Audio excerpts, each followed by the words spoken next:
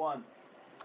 Good afternoon and welcome to the Chatham Board of Selectmen October 27th, 2020 meeting. This is our budget summit meeting, so we'll be joint with the Finance Committee. This is remote participation only. So please note this meeting is being recorded and will be available shortly hereafter for scheduled and on-demand viewing on any smartphone or tablet device. If anyone else is recording this meeting, would they please notify me?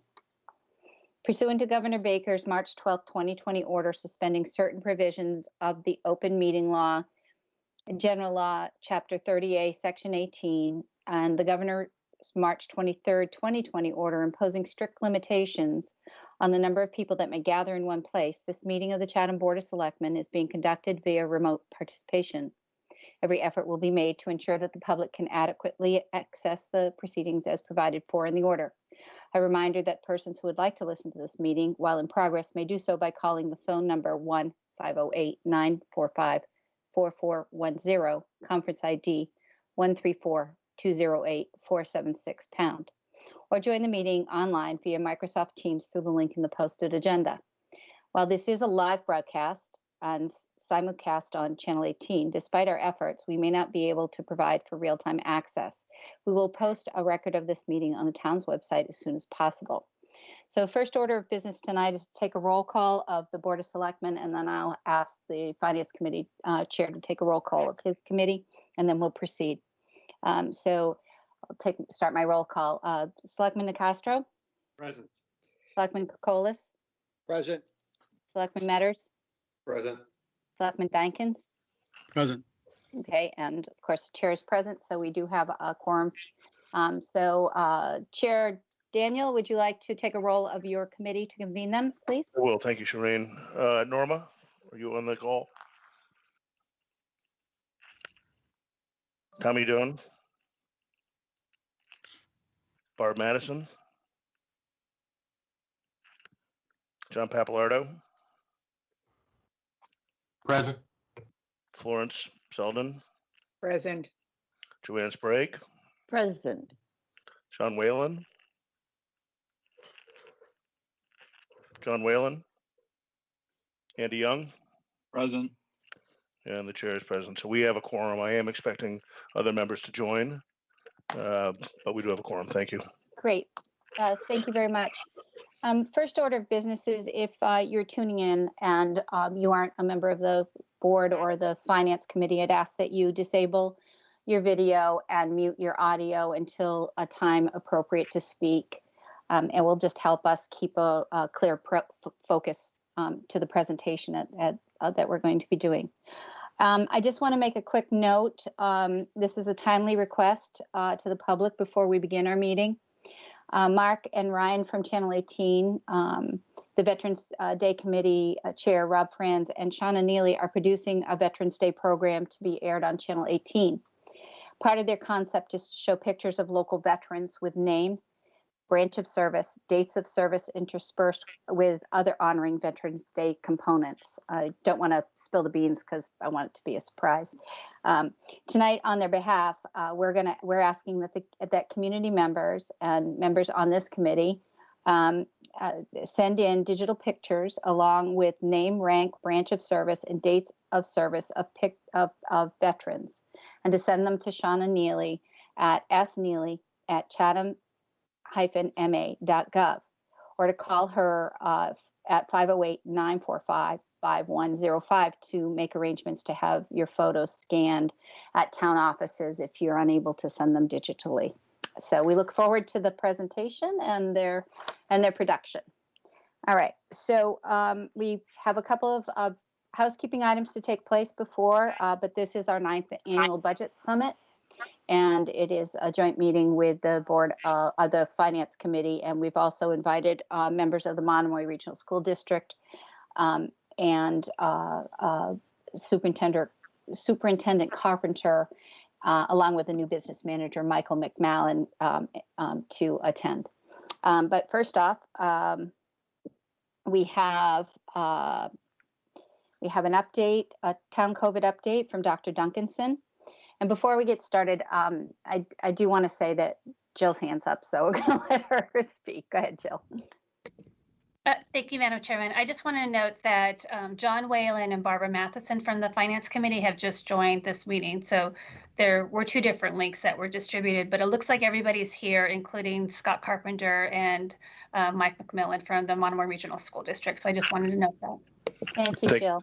Thanks, Jill. And I think Tommy Doan's going to be calling in or dialing in just a moment. Great.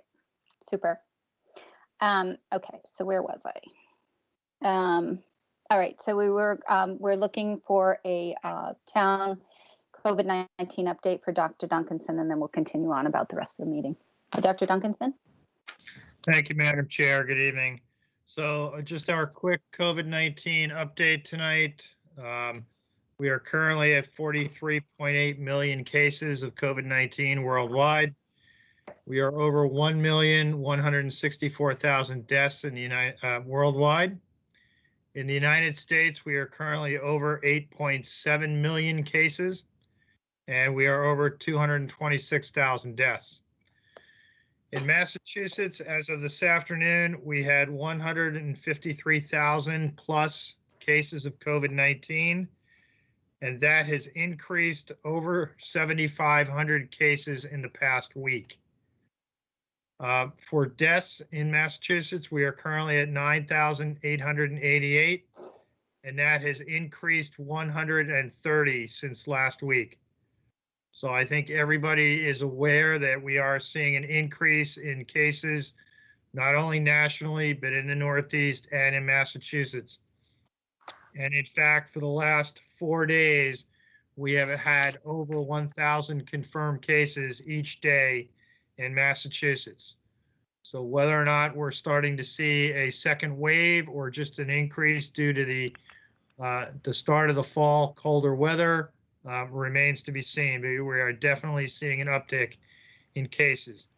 In Barnstable County, as of this afternoon, we are at 1,992 cases, confirmed cases, and 182 deaths.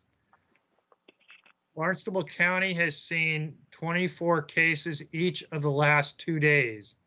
And over the last week, we have increased by 90 cases. So in the last 2 days, Barnstable County has seen more than a 50% increase in cases in just 2 days.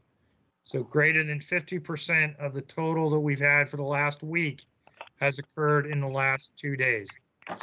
So that is not good news.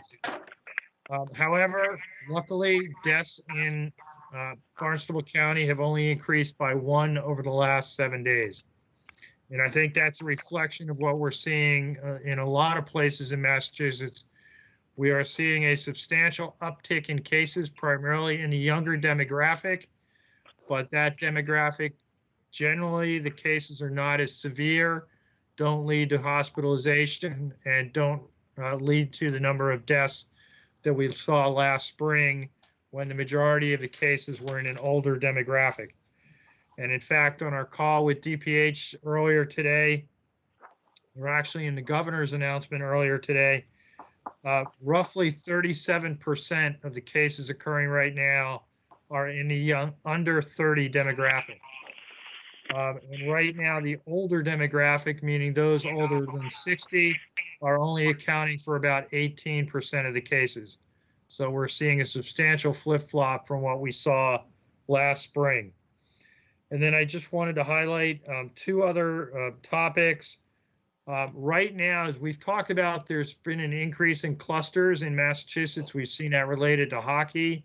And so the state shut down hockey rinks earlier last week.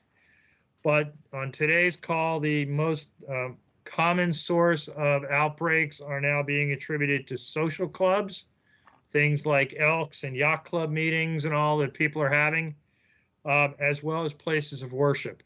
So again, 2 areas where people tend to be indoors, not practicing social distancing and probably not wearing masks. So just something to keep in mind as you plan your own, your own activities, some of those areas to keep in mind.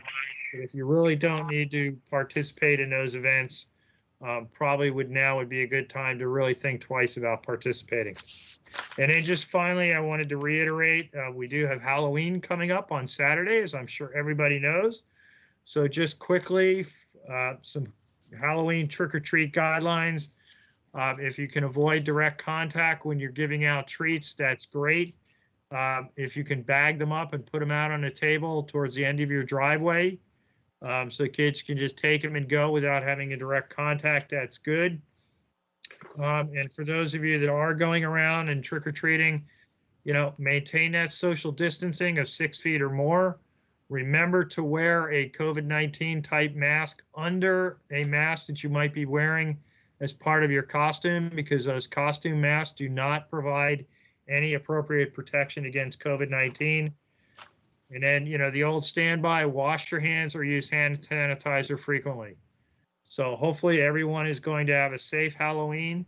There are a number of events throughout Chatham that have been indicated in the town manager's report that came out today, where you could go and participate with a drive-through or other mechanisms to have a safe and happy Halloween without having to go out and directly trick-or-treat, as well as do other activities such as pumpkin carving or, watch a scary movie at home, all those things that you can still enjoy Halloween without putting you or others at risk. So with that, I'm happy to answer any questions.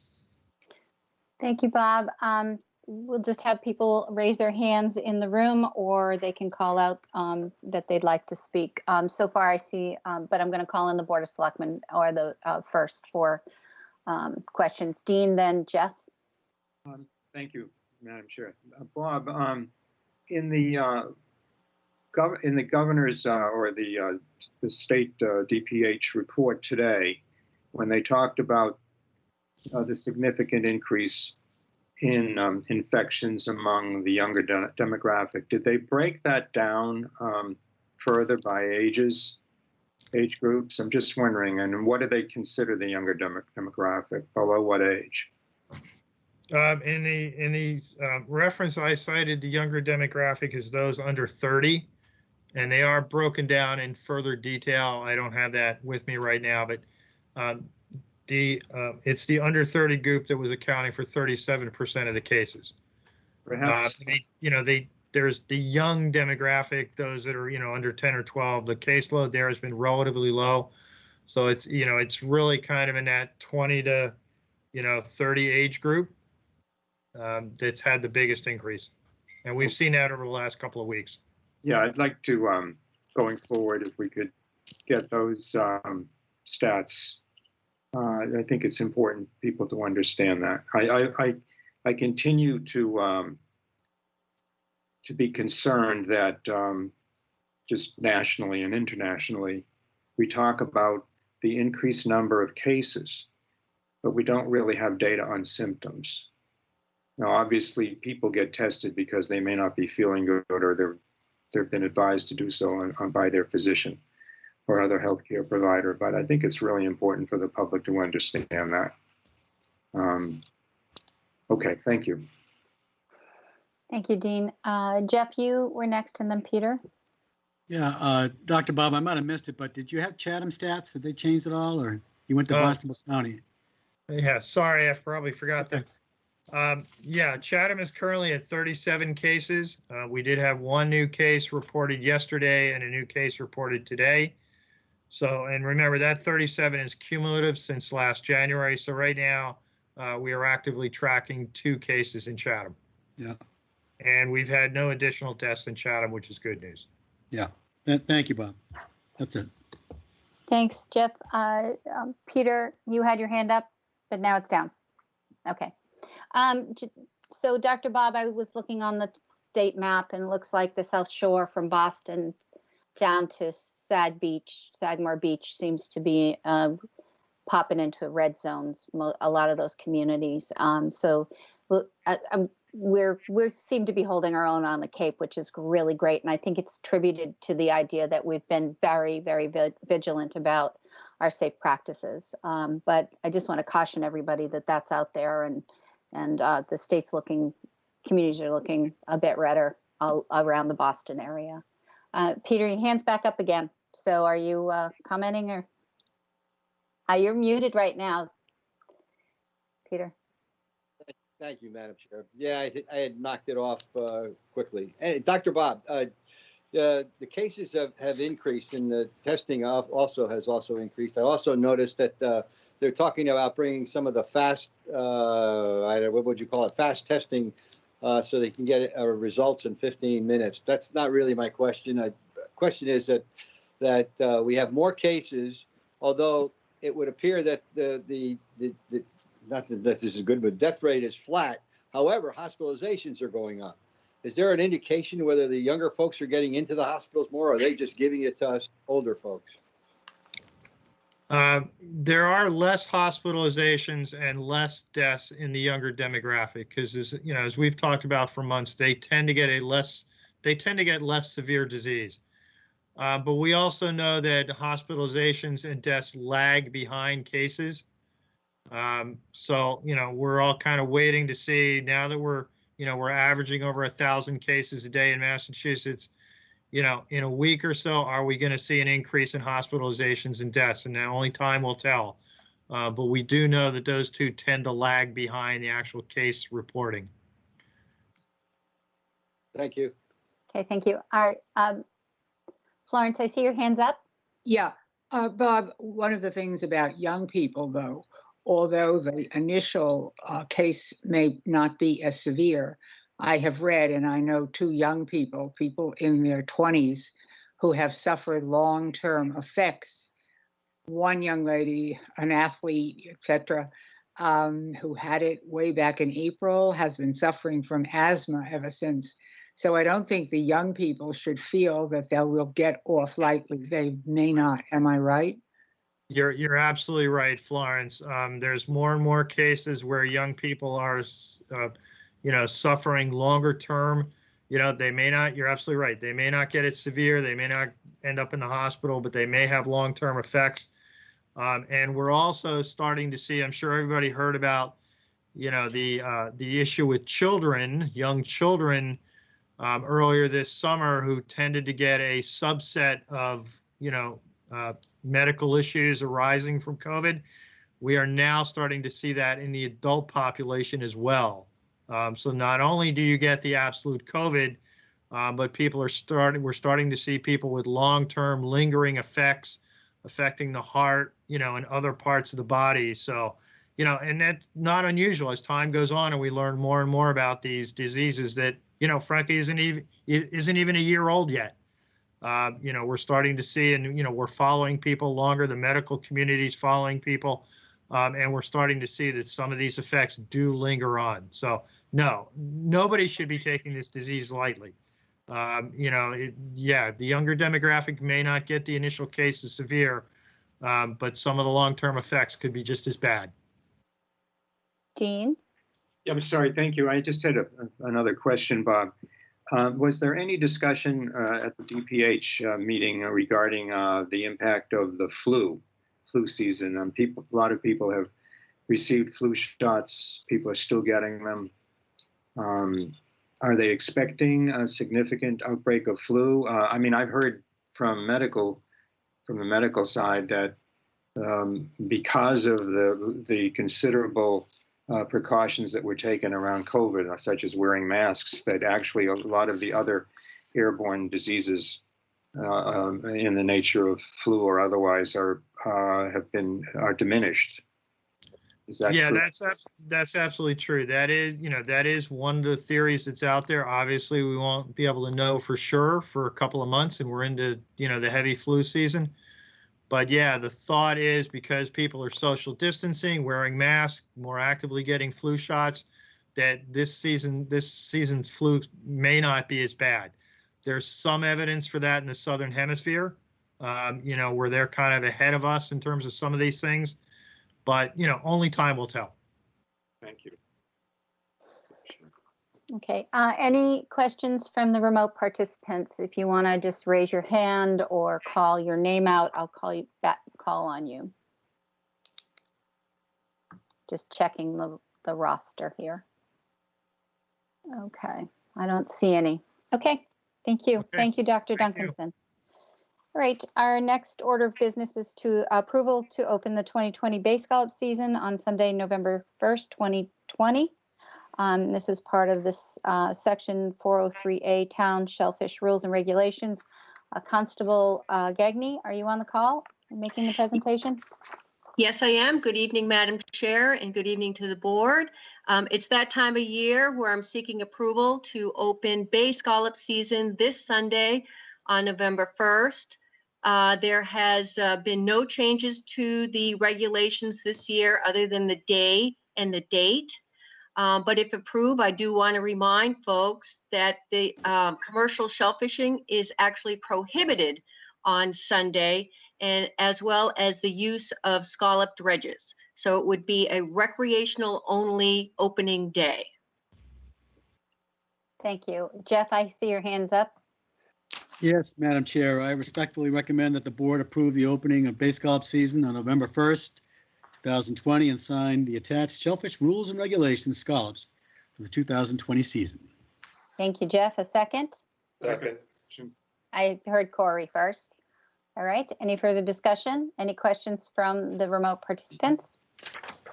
All right. We'll take a roll call vote from the board. Selectman Kokolas. Aye. Selectman Nicastro. Aye. Selectman Matters. Aye. Selectman Dykens. Aye. And the chair says aye. Okay, great. Thank you. Thank you, Renee. And we look forward to seeing people out there. Thank you. Good night. Good night. Okay, we're moving on to our meat of our meeting tonight, and that is the 9th Annual Budget Summit, fiscal year 2022, which is July 1st through 2021, from July 1st, 2021 to June 30th, 2022. This is a meeting in conjunction with the Board of Selectmen, the Finance Committee, Monomoy Regional School District, and I understand that our department heads are here as well. As a quick order of business, we're going to keep the presentation somewhat informal between the Board of Selectmen and the FinCom, and we are conducting tonight's meeting with public comment. So in order to achieve the Budget Summit's meeting outcome that the town manager and had placed in the agenda, we're going to proceed with a presentation from the town manager and the director of finance by sections, with questions during the presentation will be allowed informally with the board and the finance committee. So basically what we're going to do is allow them to make their presentation. And if you have any questions, you feel free to just don't yell out, but ask them. And then at the end of each of these sections, we will ask for comment from the board, comments from FinCom, and then any comments or questions from the public as we move through the items. So it's a little changed from what I had sent out to the board earlier. Jill and Alex are allowing questions from the board and the FinCom during their presentation. Jeff, your hand's still up. I'm not sure if that's something that you need to do a question about on process at all. Now, anybody have a question on process tonight as we proceed? All right, if not, then I will turn it over to our town manager, Jill Goldsmith, and proceed, Jill. Thank you. Thank you, Madam Chairman. So while 2020 has been a pretty unusual calendar year, I think you'll find a lot of comfort and familiarity in the way that Alex and I present the Budget Summit and seek your input. So I have Alex with me. It's weird not to stand next to her, and she's going to share her screen so that you can see the PowerPoint presentation. And we'll take a break at every section so that you can ask any questions or just take a pause, and then we can move on. Tonight, hopefully we could get a direction or a directive, but if not, there's always an opportunity for us to do a follow-up summit because there is a lot of information to go through and a lot of uncertainties. So with that, I think, Alex, if you're ready, we'll begin. Yes, thank you. I'm going to share my screen now, so just a minute, please.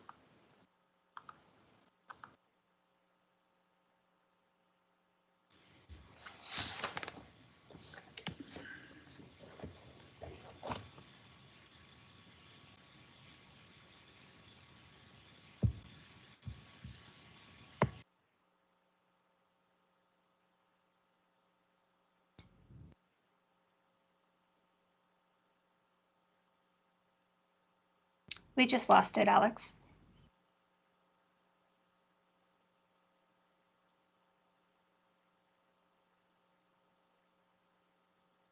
Alex, you're mute if you're making any comment.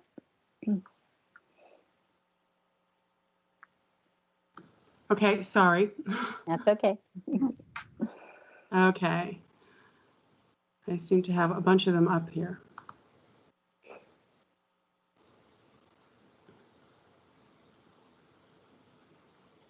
And it looks like it's going now. Okay, can you see this now?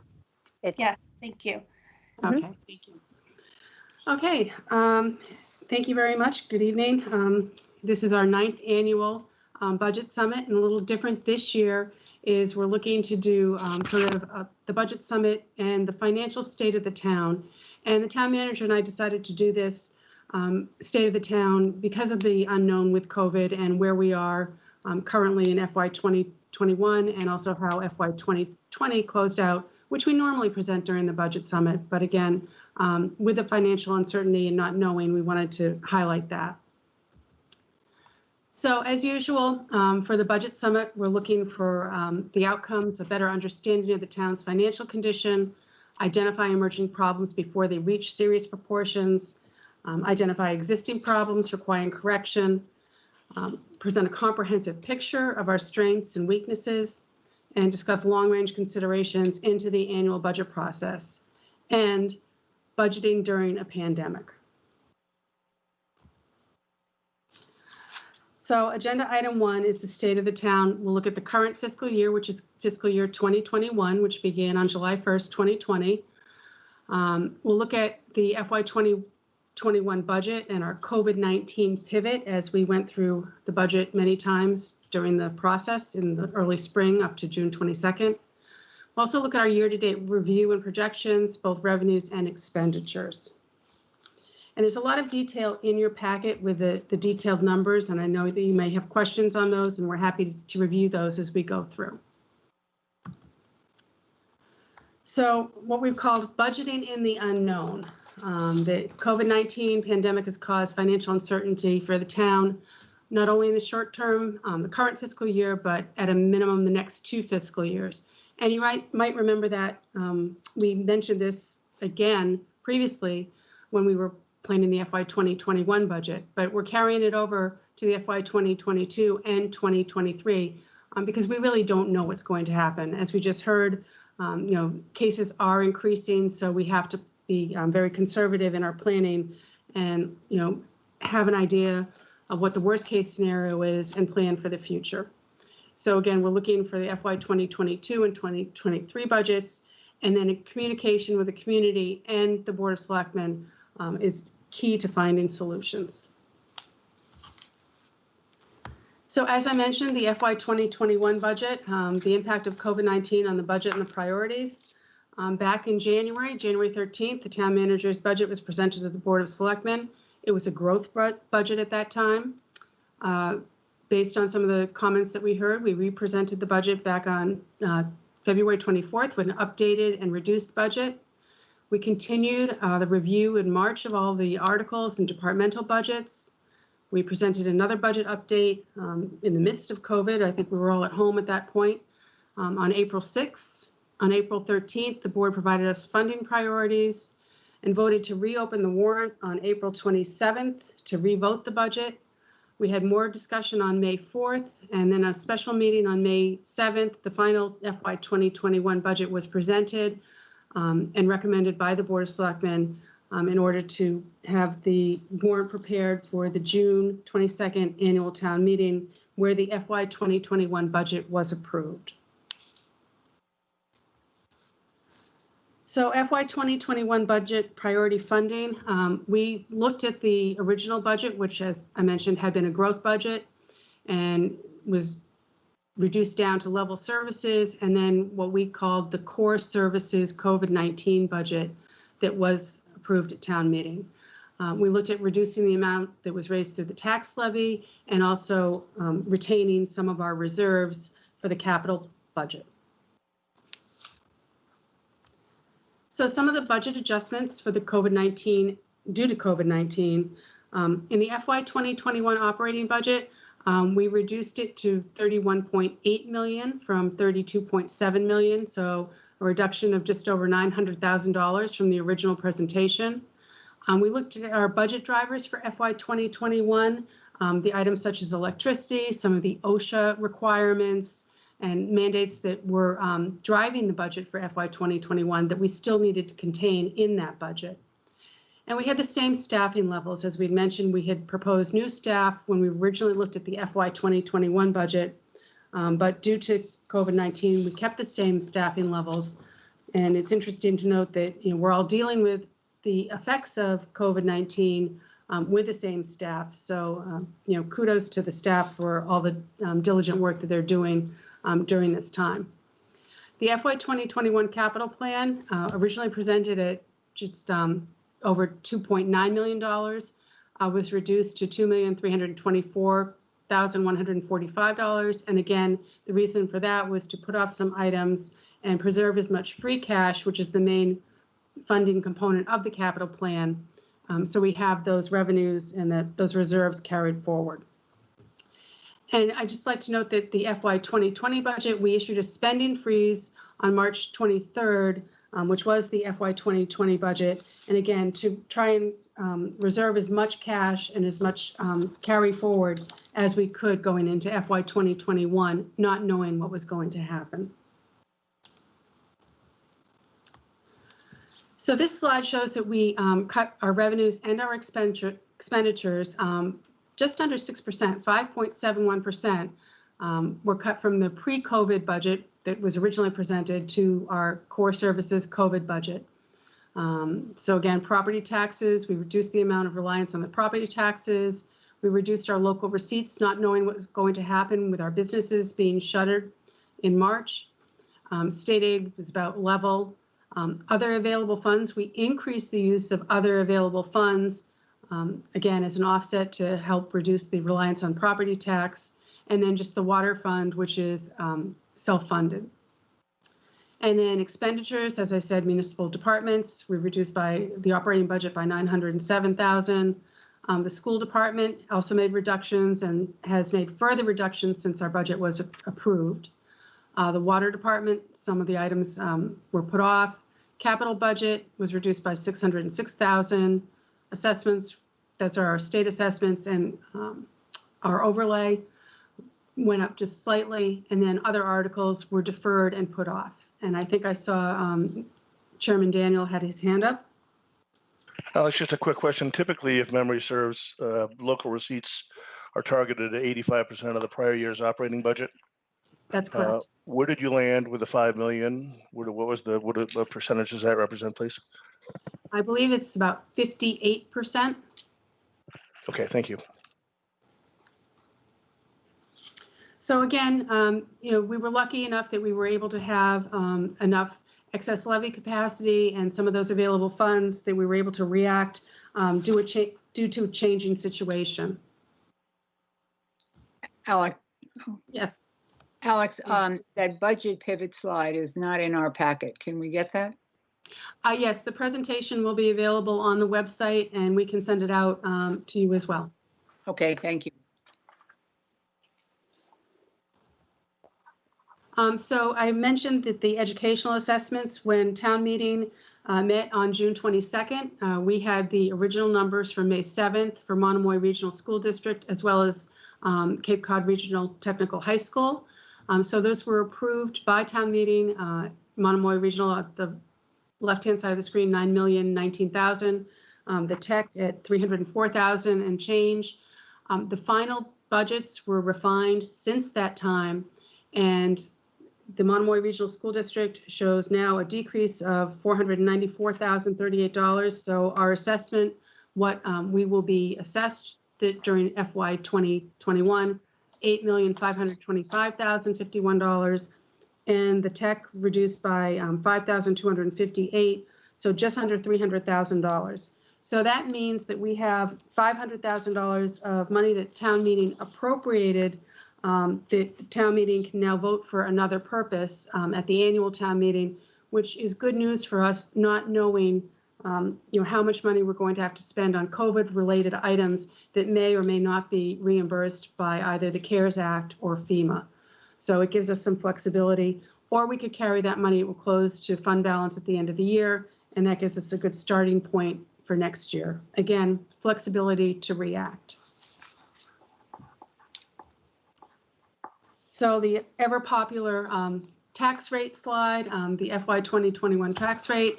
I just want to point out that the value of Chatham increased by just under 1%. So that's the total valuation of the town. So FY 2021, the value, this was a revaluation year. We have to do that every 5 years. So our the value of the town is just under $7.5 billion. Increase of about $73 million from last year. The tax rate showed an increase of 3.31%. So exactly where we predicted it to land at $4.98 when we presented the budget. And then our excess levy capacity, the amount that we could have raised an additional $2 million, which of course would have had a big hit on the tax rate and the taxpayer. So we've left, we have excess levy capacity of $2.1 million compared to $1.8 million last year. And that's direct relief to the taxpayer. So the town's fiscal position, the state of the town, even during the pandemic, our property values are high. And I think if you've read the paper recently, property on the Cape is selling quickly due to a very low inventory. And I think the values have also increased Cape-wide. Our tax rate still is under $5. It's the lowest on the Cape. We did have our AAA bond rating was reaffirmed in June in the midst of the pandemic, and we were questioned on that. I think you've all seen the rating by Standard & Poor's, and that's also on our website.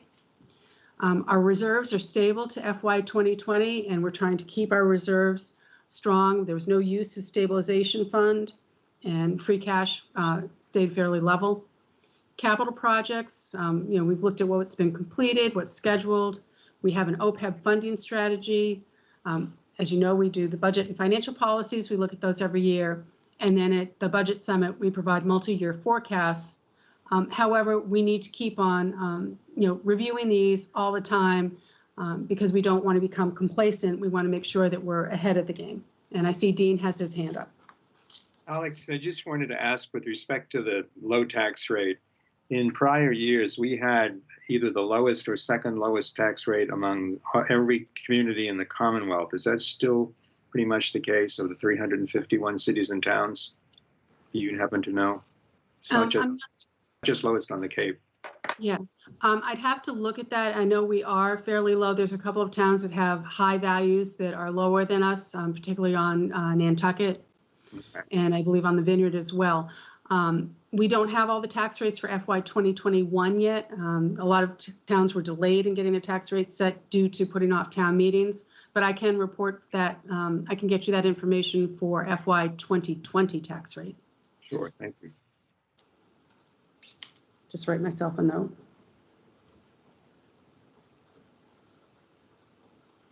Okay. So moving on to agenda item 2, to set the stage for FY 2022. Alex, yes. Alex, can we just ask if anybody, Peter has a question. I just want to see if anybody, any of the FinCom, any of the board has questions, and then we'll ask if any of the FinCom, and then we'll move on, if you don't mind. Go ahead, Peter. Thank you, Madam Chair. And this is something I spoke with Alex before. The COVID funding that we incurred was originally put onto the departments, and then it was moved over to the COVID to a COVID fund. You didn't show that it's in our package that you identified what that was for now. Are you going to get into that a little bit later on? I would assume on how we might want to address that.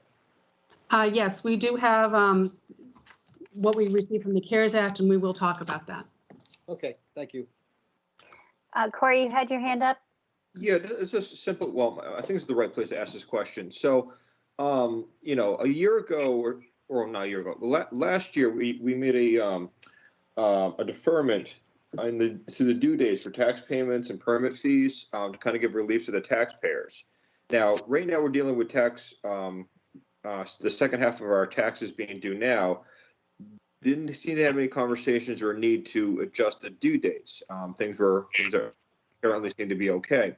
But if we were to be faced with that same scenario again in the spring, have we run that scenario to what that may or may not do to us budget-wise?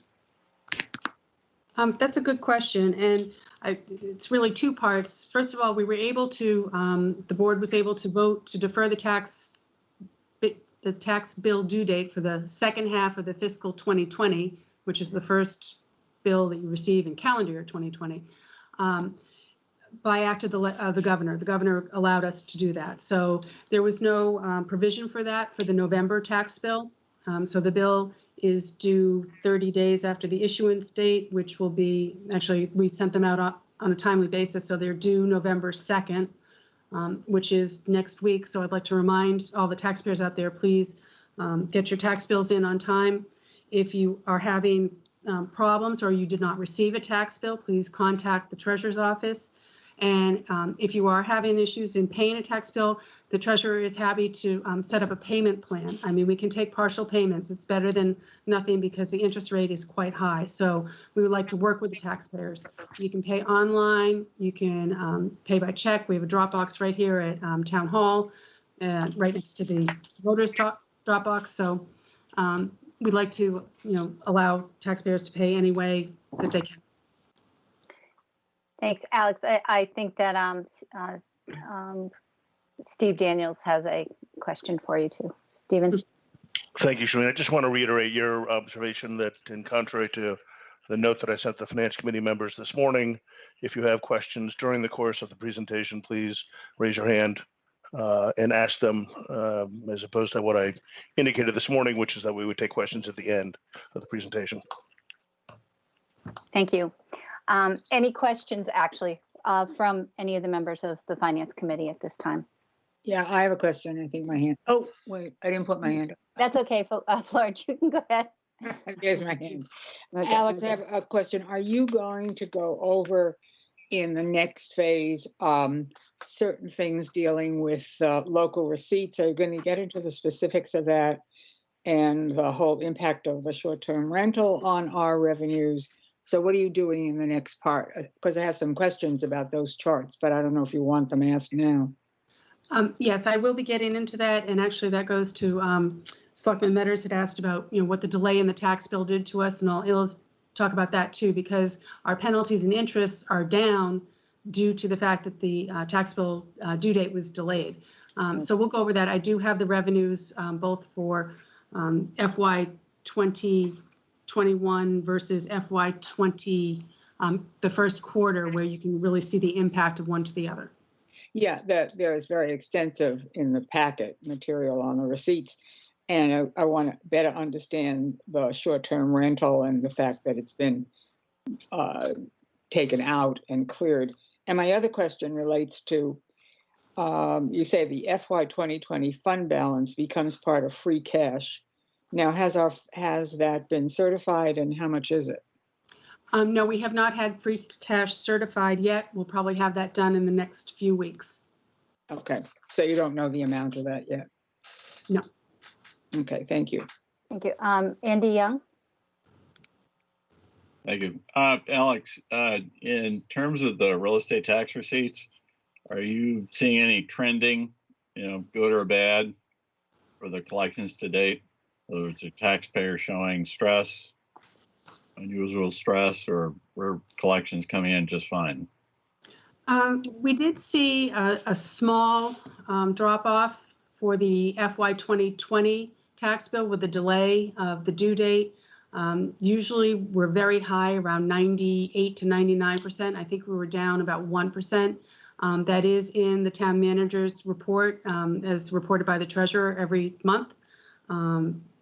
Again, nothing to be concerned about. It's not like it was dropped down to 80% of the amount due. So the outstanding is coming in. And then again, it will carry over. So if there's a past due balance, it went on this FY 2021 bill that was sent out in October. to notify the taxpayer. And again, anyone who's having issues, please contact the treasurer's office to set up a payment plan. Thank you. Okay. Florence, your hand's up again? Yeah, I have another question. Sure. I know that we had a reevaluation this year, but I also know, just anecdotally, several houses on my street have sold for very high prices, way above their assessed value, above their asking price. When does that get shown? I mean, that increase? We do interim adjustments every single year. So the value that's on your tax bill, your assessment right now, is based of January 1st of the 2020, which is based on the sales from calendar year 2019. So it sort of lags behind a year. So if you have a house on your street that's sold this year for a high amount, you probably won't see it until next year. Thank you. Okay. Any other questions from the Finance Committee? Okay. Any questions from any of the remote participants? You may raise your hands or speak out. Okay, I don't see any. Okay, Alex, would you proceed, please? Okay, thank you, Madam Chair. Agenda item number 2, we set the stage for FY 2022 and beyond. So this is a budget decisions. So we provide an overview, and then we're looking at, policy discussion and budget directive. And what we mean by setting the stage, and this is where we talk about some of the revenue projections that we have, and looking back at, prior year revenues. And then also we tend to look back at FY 2010, which was a benchmark year. And we've done this. Okay, where are we? Okay, so, all right, so looking back at FY 2010 to FY 2021, we look at the operating budget growth. And it's, I think I skipped a slide. And it's, looking at where we were in 2010 to 2021, we've had, this is everything, including debt service and educational assessments. These are the expenditures, but also the revenue has grown as well as the expenditures. Here's our local receipts economic growth revenues. These aren't all the revenues, but these are the ones that are economic growth, such as motor vehicle, hotel, motel, meals tax, building permits, those items that tend to fluctuate depending on the economy. And if you look at FY 2020, as Mrs. Selden was saying, that the short-term rental, that's the reason for the large increase from FY 2019 to FY 2020, because the short-term rentals came into effect as of July 1st, 2019. However, we don't know how many of those were short-term rentals. The DOR has not broken out the short-term from the traditional rentals until this year. And for the receipts that we received in September of 2019, which would have been Q1 FY 2020, those only applied to rentals that were made after January 1st. So oftentimes people are looking at renting properties. They've made those reservations long before January 1st. So if they had made those reservations prior to January 1st, 2019, no short-term rental was effective for them. So again, this is about 10.8% of the growth revenues.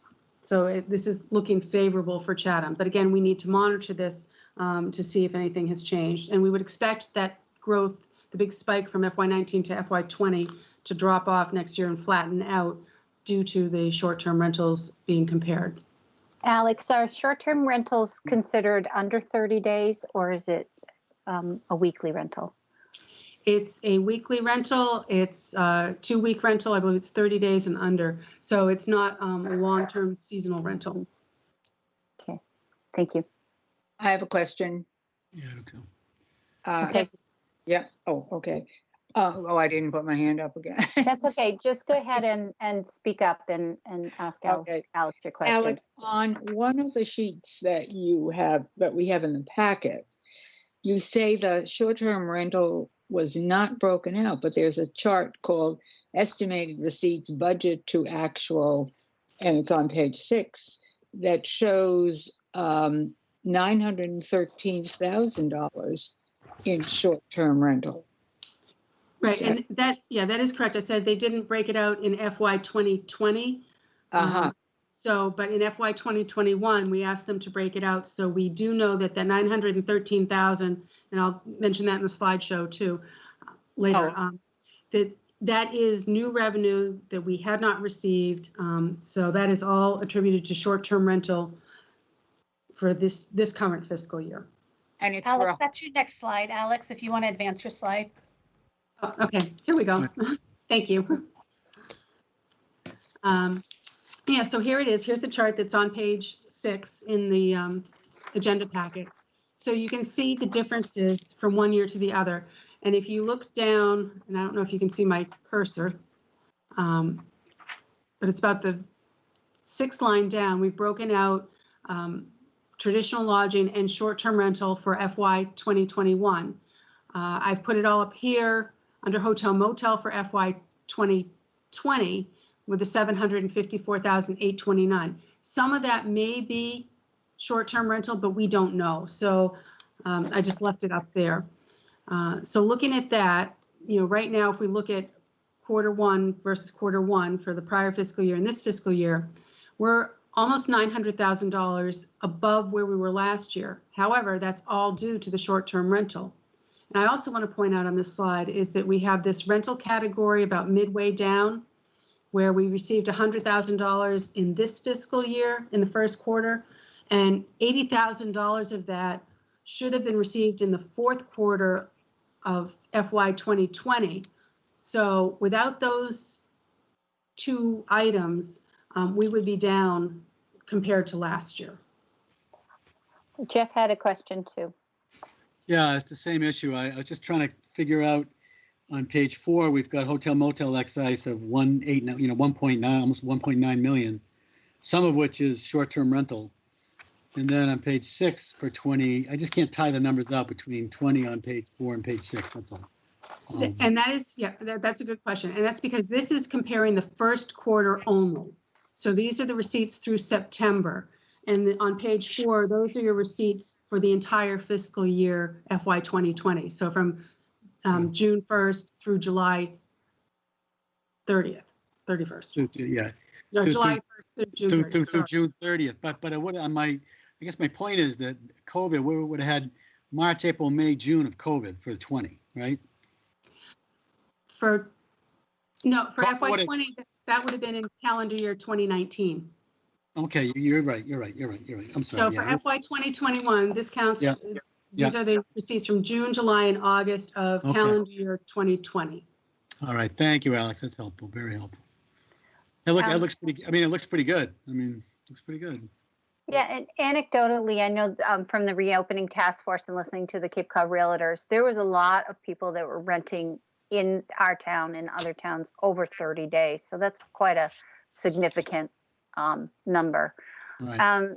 I think it was Dean and then Peter and Dave DePasquale had his hand up as well. So go ahead. Thank you, Shereen. Alex, I want to focus on that short-term rental on the chart you have posted now. So the $913,000, that's short-term rental income to the town for the first quarter of 2021? That's correct. Wow. That's money we never got before. Yeah. That's new revenue. Okay. And you can just see from the bottom line, as you pointed out, how it's basically bailed us out through this COVID situation in the current circumstances. And of course, first quarter is likely to be the heaviest of a short-term rental income component that we would see in a year. I suppose we could have something approximate to that in the final quarter of a year, but this gives us some sense of what we might be getting. Yeah, if I may, the first quarter is usually the second highest. The December receipts, the receipts that we receive in December which would cover September, October, November. For some reason, those have been higher than the first quarter for hotel motel tax. So even though the 913,000 is the first quarter, it largely reflects income that was received by the landlords during the prior 3 months. In June, July, and August. Okay. And again, the category that says rentals, which is about 2/3 of the way down, 100,000. You talked about what kind of rentals are those? Those are usually small rentals. So we have the golf course rental makes up the largest portion of that. Oh, this is where the town is the landlord. Correct. Okay. Yeah. Thank So you. That's all. I just really wanted. It's a remarkable amount of money for basically the beginning of the first full year of the short-term rental tax. Yeah, it was surprising. And then looking at the meals tax, though, that really shows some of the impact of COVID. I think that is $65,000 less than it was last year. However, I think there was relief that the restaurants didn't have to pay some of that tax. So we need to monitor that, see how that comes in. Okay, thank you. Peter, then Stephen, and then David. Thank you, Madam Chair. Alex, I'm going to take off a little bit on what Dean mentioned on that 913. In your previous slide, you had a warning that talked about local receipts being less of a percentage than our total revenues. That says to me, and if I'm correct, that our property taxes are growing a lot faster than we are with local revenues. And part of the question with that is I guess it's an unknown, but how sustainable is that? And that's an unknown that the value of the town is growing all completely. But where does the warning come in as far as the percentage of revenues is concerned? The local revenues versus lower. Yeah, local revenues, just because it's a lower percentage. And the impact of the warning. That's all. On the previous chart. Let me go back to the previous chart. This is just certain local revenues. So again, it would have the hotel, motel, the meals tax, motor vehicle. And the warning would be that if this declines, this doesn't have our taxes in it, our property taxes. Right. That just says our property taxes are taking up a greater proportion of our revenues. No? Well, our property taxes do contribute. They're the greatest contribution, they're our greatest revenue that the town collects. Because again, we are mostly residential. We don't have a large commercial area. However, we do usually budget, 85% of our prior actual local receipts to reduce the amount that we raise through property tax. So, as the local estimated receipts do grow, we can look at that. But again, we need to be cautious, not knowing what is going to happen. I don't know if I answered your question. Yeah, okay. I think I understand what you're saying, and just that you highlighted it as a warning. You might even say that because the value of the town is growing, that's a relatively good thing up to a point. Anyway. Yeah. Thank you. Okay, great. Stephen? Alex, just very quickly, I'm trying to just square the title of this slide. Q1 FY20 versus Q1 FY21, but first quarter typically is July, August, September. Mm-hmm. No, June, July, and August. It's the receipts that we received for hotel, motel in June, July, and August. For some of the ones, the local ones, such as fees, rentals, those are the ones that we probably should have mentioned this. That's the ones that the town receives in July, August, and September. So it's a mixed.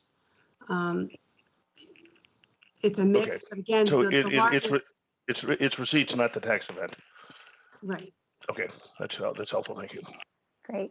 All right, Dave Pasquale, your hand's been up for a while. I didn't have my hand up. My slide is stuck on number Okay. 16. I'm getting the circle, so I'm all set. Thank you. All right. Florence, is your hand is still up? Any further questions from you? Okay. Alex, do you have more on this agenda item to finish up before we ask the remote participants for any questions? No, unless you have questions, I think I'm done with this slide. We'll talk about other revenues. Okay. All right. So why don't we ask if there's any questions from the remote participants? Anybody? I don't see anybody. All right. Go ahead, Alex. We'll Okay, proceed. thank you. Thank you. Sure.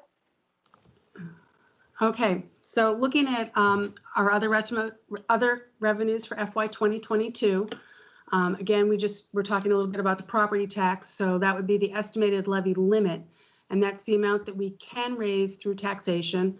So that would be $38,597,000. So that's our 2.5% increase that we're allowed, plus our estimated new growth of 300,000. And we always estimate new growth at 300,000. It's just sort of a conservative number going forward. And we never raise, well, we haven't raised to the levy limit since I've been here. So our estimated local receipts for next year, and you can see this in the 5-year plan, we're looking at $5,089,000, which is approximately 60% of the prior actual. And as you recall, when we were talking about the budget pivot for FY 2021, we had estimated local receipts quite high, and we reduced those not knowing. And this can be a fluctuating number depending on how, what happens with the economy. So we will look at that as we move forward through the budget process. But right now we're looking at a conservative amount of 60% of prior actual, again, in light of the pandemic and not knowing what's going to happen. And then we have our other available, I see Stephen's hand is up. Sorry, Alex. Just again, trying to clarify, the last page of the packet is the town of Chatham budget assumptions, and the readout there is growth is estimated at 250,000 annually, but this slide says 300,000. Which is the correct number figure? That would be, I'd have to look, I believe that's 300,000 this year.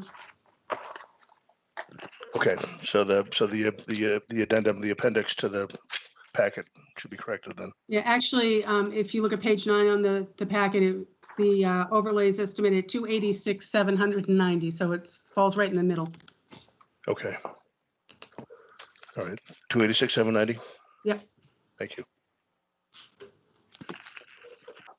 Okay, and then our estimated other available funds, we have the last year of debt service for a land bank purchase, so that's $78,750 that will fund debt service.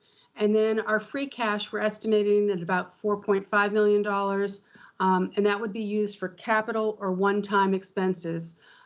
We do not use free cash to balance the budget. It's in our financial policies not to use it to balance the budget, and that would be a recommendation that Standard & Poor's, if they saw us using free cash to balance the budget, would risk our AAA bond rating. So Alex, Florence has a question. Yep. Yeah, let's go to that free cash. Now, does that free cash include the Harwich IMA funds, Alex? Yes, it does, because those close to free cash previously, we did use approximately $385,000 of those to fund capital sewer-related items in the capital budget last year. But we did have a free cash carryover of about $2.1 million. So once we have free cash certified, I would expect it to contain that 2.265 from the IMA funds. Again, they carry over until they're voted for a purpose. Okay, so the $4,500,000, is that comparable to other years? Because I don't usually give us a chart to see that. I don't see it, but. Yeah, free cash was certified at 5.7 million 2 years ago and 5.2 million last year. Okay. So again, not knowing, I don't like to put a number out there until it's certified by the Department of Revenue. So our estimate of 4.5 is reasonable. Okay, and when is our next payment due from Harwich? Our next payment is due upon flow from Harwich. So That could be in this fiscal year. More likely it's in next fiscal year. And then we do have a payment of $1.5 million due by June 2022, which is in FY 2022. Thank you. Thank Okay. you. Yep, go ahead. Yep. Okay. So revenue policy decisions. We've talked about revenue diversion in the past when we had 100% of the boat excise now going to the Waterways Improvement Fund. It used to be only 50%. Now it's 100. So that is a loss of $70,000 to the general fund. However, building permits, we look at what they're doing. And then the short-term rental tax, and I mention this because some people had said, oh, let's earmark that for certain things. And I know that there was pressure, not from this board, but from outside of the town, to earmark the short-term rental tax for a certain purpose. If we take that $900,000 out, as we saw in a few slides back, we would be have less revenue compared to the first quarter last year than we do this year. And so we want to just be careful when we look at that, because if any short-term rental tax would close to free cash, which then can be voted by the taxpayers for a purpose in the future. So we weren't sort of limiting ourselves or tying our hands to dedicate that for one purpose. And again, that's a policy decision. And then we talked about a couple of years ago the fiscal impact equity, so the effect of fees on the entire community. And we'll go into this a little later, but we're not looking, even though we review fees every single year, at this point, we're not looking at any increase in fees for our citizens. Okay. So this is the end of agenda item two, and we're moving on to agenda item 3, if there's any questions. Okay, any questions for Alex for agenda item 2 from the board? Anything from the Finance Committee? Anything from the rest of the remote participants? Questions or comments? Okay, seeing none, proceed, Alex. Thank you. So agenda item 3, the FY 2022 budget forecast. Again, critical factors are our priorities, policy issues and directives, the educational assessments, and COVID-19 funding, which we touched upon a little bit earlier. So the budget forecast, we do have a 5-year budget forecast at the end of the packet, as Chairman Daniel had mentioned. We show the FY 2019 and FY 2020 actual, the two most recently closed fiscal years, the current year budget as was voted at the annual town meeting, and then the FY 2022 and FY 2023 forecast. And this is subject to change. We always like to put that caveat in. And our assumptions are conservative because, again, especially in light of COVID, not knowing what's going to happen, if our revenues are going to fall off, we really want to take a conservative approach moving forward as we craft the budget. And some things we do know what debt service is. We have contracts, health insurance. We sort of budget a 10% increase. Same with property and liability insurance. Some of those items are known, but some are known. And we haven't received the budget requests from the departments yet. So again, this is all subject to change. So continuing on with our FY 2022 factors, our educational budgets, we will receive the first draft January 15th, 2021. Monomoy Regional School District is very good about getting us that right on that date. And we'll contact the tech as well to see where they're at. We continue to move the small and annual capital items have moved into the operating budgets, and we review those. We don't want maintenance items in the capital. We want to make sure that those are in the operating budget. Debt service, we look at debt drop-off as well as new debt that is issued as we continue to finance some of our larger projects, especially through the state revolving fund with the 0% interest loans. We look at our town facilities, maintenance, resiliency, and the continued needs of those. Our state and federal mandates, we had the OSHA beginning in FY 2021 that was put into the budget. Our OPEB funding, how do we want to fund that other than the 1.5% reallocation from the land bank? And then COVID-19, and this was mentioned earlier, do we want to fund a separate line item for COVID-19 because not knowing whether or not we'll be seeing any relief from the federal government or local governments? And there are questions. Yes, I think Stephen was, Corey was first, then Stephen. Corey? I believe you're muted, Corey. Okay, hear me now? Yes. All right, excellent. With COVID, the impact on the private sector, I know for cleaning supplies and personal protection gear and everything became either limited availability, not totally not available, and the cost associated with some of this stuff went through the roof. On the municipal level, how is our supplies? How are our supplies? I'd ask. How confident are we with our supply chain as far as availability of products and costs associated with products? Because I'm sure these items, could get very expensive moving forward. So having a separate line item may be a very viable thing for us to consider because these items, at least on a private sector, have gone up 300, 400% on some certain items. So I do think this is an area we really got to keep a close watch on. And that's a good question. We do have, we're ordering through the EOC. We have 2 people who were tasked with ordering PPE. And I think Jill could probably speak to this more directly than I could, but I know that we do have a good supply chain for our workforce. Good. We do. And so we've locked in our vendors and we really have a great control of our burn rate, how much we're going through, as well as keeping it stocked for the various department needs.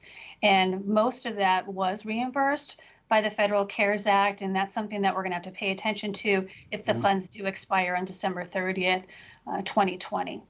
But we have a good supply chain, and we're always looking for others too, just to make sure that we have backups and we're compliant with the Massachusetts Procurement Act as well. Okay, thanks. Stephen? Thank you, Shareen. I'm not sure who this is for, perhaps yourself, perhaps Jill, but I note relative to the reference to debt service in the slide that on page 13 of the package, it says that the Board of Selectmen proposed a debt moratorium as one of the goals in 2015. I'm wondering if there are any plans to revisit the whole concept of debt drop-off and debt service planning, since apparently it's not been revisited formally since, according to this document, at least 2015. We haven't had. Go ahead, Jill. So we review our debt schedules and our debt drop-off every year. And no, but I'm speaking more about the policy rather than looking at the schedule itself, actually. Exactly. And so the board does have their annual goal setting meeting, which is usually in November. They started a little early, so we have some of the worksheets left. Worksheets backed, and then we'll schedule a separate meeting in November to go through it. And this is a key component for our budget directive and budget message. So I can tell you that they've gone through, should we pause? What's our priority? And this year, I think there's even more information and more scrutiny because of the uncertainty of our financial position moving forward, especially using one-time revenues and borrowing authorizations. Right. That's why, yeah, agreed. It might make sense to really focus on that. Thank you. Great. All right. Thank you, Jill. I believe Peter, Dean, then Florence, and then Jeff. Peter, you're muted. Oh, I think Peter's taking a break. Florence, why don't you go ahead, and then Dean. Florence, can you hear me? Because you're muted as well. She's muted. I'm off. Oh, okay, Peter's on it. I got it now. okay, Peter. So Peter and then me. Okay, go ahead. Go ahead, Peter. Oh, boy. Okay, sorry about that. Thank you. Yep. I was standing up. Yeah. On debt service and town facilities, maintenance and so forth, I think Stephen brought up a good point on how we should look at that. And I think we have to look at a number of options on what we would have to do. I'd like to get back to the COVID-19 part, only because that would be a quote, a new cost for us that's not going to be paid. Of course, we don't know how much would be involved, but I understand that a lot of there are certain fixed costs that have already occurred, such as plastic screens and so forth, as Alex had mentioned to me. I guess I would lean towards having it into a separate line item. And I guess the question is how much of an impact is that towards the town on how you do that? Is it harder to do that as a separate account? Or it seems to me that each of the department heads would have to, they could allocate whatever the costs are, and then they could aggregate it up into one section. But I mean, I'm thinking of how it would work as a process for you. Thank you. Yeah, the accounting of it is not that difficult. We've set up 2 special revenue funds right now for our COVID expenses, one for the CARES Act and one for a FEMA reimbursement, expecting to get 75% reimbursement from FEMA for those costs that are eligible.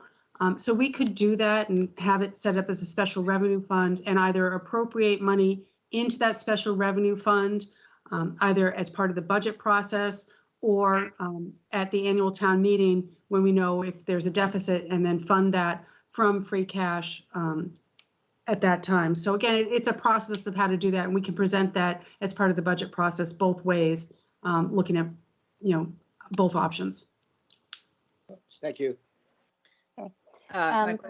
Florence, go ahead, Florence. Yeah, so this is probably for Jill. It's more of a process question. There is talk, people, for example, the pickleball players would like to come inside. So my question relates to the quality of the air in the gym, because I know what happened to some of the high schools when they were preparing to open school, at least partially in September.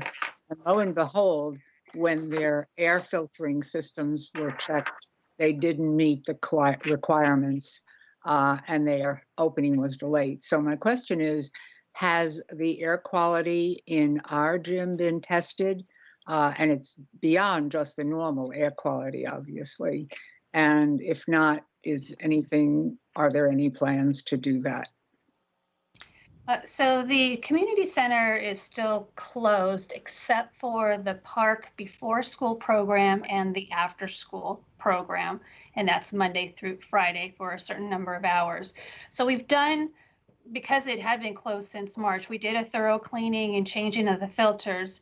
I believe that building is still one to be clean. I'm sorry, I think it's evaluated for the HVAC system, which from what I understand was in pretty good shape anyway, but just, I know there's filter checks and so forth. So before we open it, we will definitely have that review done by a certified vendor to give us that report. As of now, we're having early voting in the gym. There hasn't been any issues, and I'm probably speaking a little out of turn. I'm not sure if Bob's still on the call, Dr. Bob, what was done prior to that for the early voting. Oh, I see Dan's on the meeting. If Dan wants to speak to it, if you don't mind, Madam Chairman. Yes, go right ahead, Dan. Go ahead. Dan? Hi, yes. That entire ventilation system within the community center was completely cleaned out. It's probably never been as clean as it is right now, following that cleaning work that was done by a contractor over several days. So we are in very good shape at the community center right now. Thank you. Thank you, Dan. I guess my question is, it's one thing for the early voting because I was there and there were, 3 people or 4 people. But if you had a large crowd of people and sweating, etc., can it meet those standards? I guess I'm that concerned that we have it budgeted for if we need to do more extensive air filtering. Yeah, and I think that the concern that you're raising too is what's the ongoing cost for continued air filter cleaning and replacements. That's all going to be considered as part of this COVID budget item.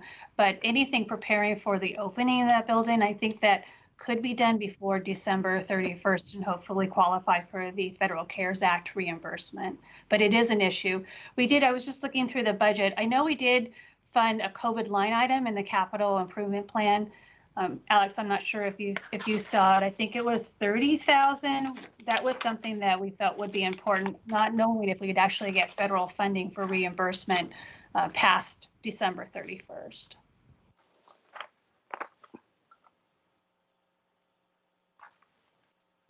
Okay. All right. Anything further, Florence? Okay.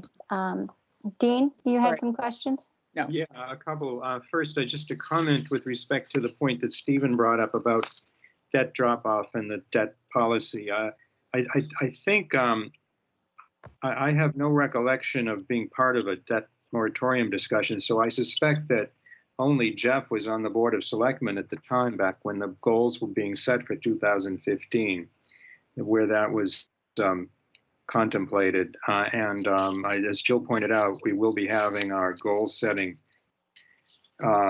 session sometime in November. So I think, Stephen, any thoughts that you or other members of the Finance Committee might have in that respect would be most appreciated for the purposes of that discussion.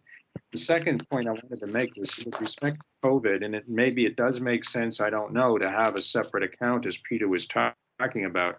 I think it's important to understand the value that the free cash account provided to the town in setting the FY 2021 budget, and I think going forward. I know the Finance Committee has expressed concern about the level of funding in that account, but it's basically functioning, it has functioned as a COVID safety fund. And I would certainly advocate for keeping the free cash account healthy.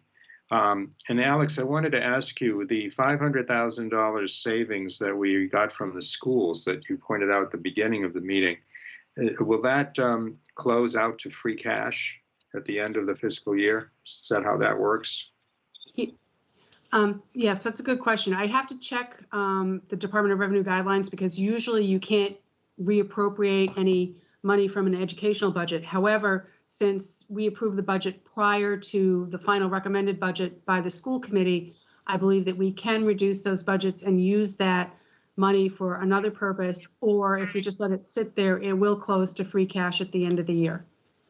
And my final point, picking up on something that Alex had on a slide about short-term rentals, and we saw that it brought in $900,000. That's a nice piece of change.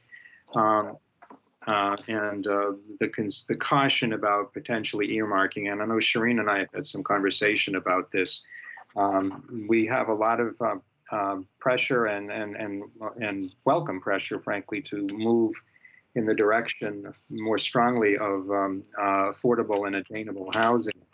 And I think it's a natural idea to think of tapping into these short-term rentals for that and earmarking them. I don't myself favor that. I've indicated that to Shireen. I think that there's a better way of earmarking funds for affordable and attainable housing, and one of which is the Community Preservation Act monies that bring in $1 million a year almost, which can currently under the law be used for affordable housing but not attainable housing. And Jeff and I have requested a Selectmen's agenda item to see if the town might be willing to file special legislation to get permission to use CPA funds for attainable housing as well as affordable housing.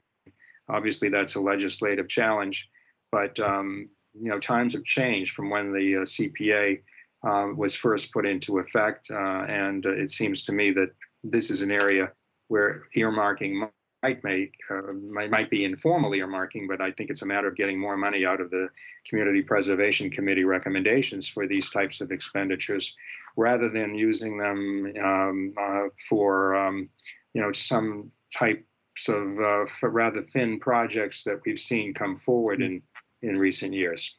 Thank you. Thank you, Dean. Jeff? Yeah, thank you, Shireen. Just a couple of questions, a few comments as well.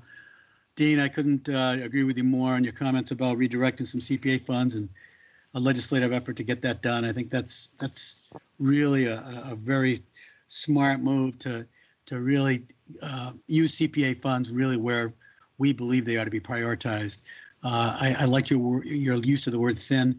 Sometimes I feel as though we stretch to find projects to spend that $1 million on, and I think we could really find those monies to be very fortuitous at this point if we can get that legislation passed. In terms of debt service, the moratorium was a kind of a name only.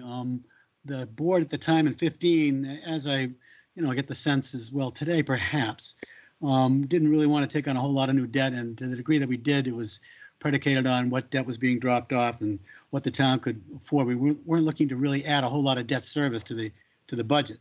That being said, we have in the intervening years actually done the wastewater borrowings and borrowing for infrastructure for our waterfront. So we've done other debt offerings even with that quote unquote moratorium in place.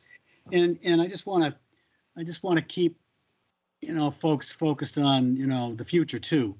We've got COVID. It's awful. We've been very conservative, I think appropriately so. But in 6/30/22, the end of this fiscal year that we're talking about is going to be June 30th, 22. Well, that's almost 2 years away. So hopefully COVID will be in the rearview mirror, and by mid next year or even the third quarter next year. And so I don't want us to get caught in the place of doing no planning for the future. I think it's important that we continue to look forward as a town, and if that's part of it, then we need to have that discussion. I'm not advocating for that this evening, but it is a very low-cost avenue to secure potential capital for our town, given the low interest rates and also given our wonderful bond rating. I had an OPEB. I'd like to put OPEB to bed if we could, or at least put this out there. I think we're fairly comfortable with the $553K we're going to be receiving from the 1.5% that we redirected from the land bank. And then I think we'll probably suggest another $150K from the overlay. So I think that's probably where the trustees are going to recommend for this budget. I don't think there's an appetite to do a whole lot more. And I hope I'm not overstepping my bounds, but I think that's probably a fairly safe place for OPEB. And then I was wondering what the state and federal mandates for OSHA were. I thought we took care of it at the transfer station. I just don't know if we're under sanction anywhere else in the town that's going to be of some expense that frankly I don't know about. And then I just a comment on Monomoy. That's a $500,000 windfall, if you will. It came out of nowhere. So I think that's a back pocket item for COVID-related expenditures because we're not going to get that $507,000 that we got from the feds, this year. So those are my comments. I really do maintain a very conservative stance. The unknown is still the unknown. It is a budget we crafted. We redirected the budget last year in the unknown. We still have unknowns.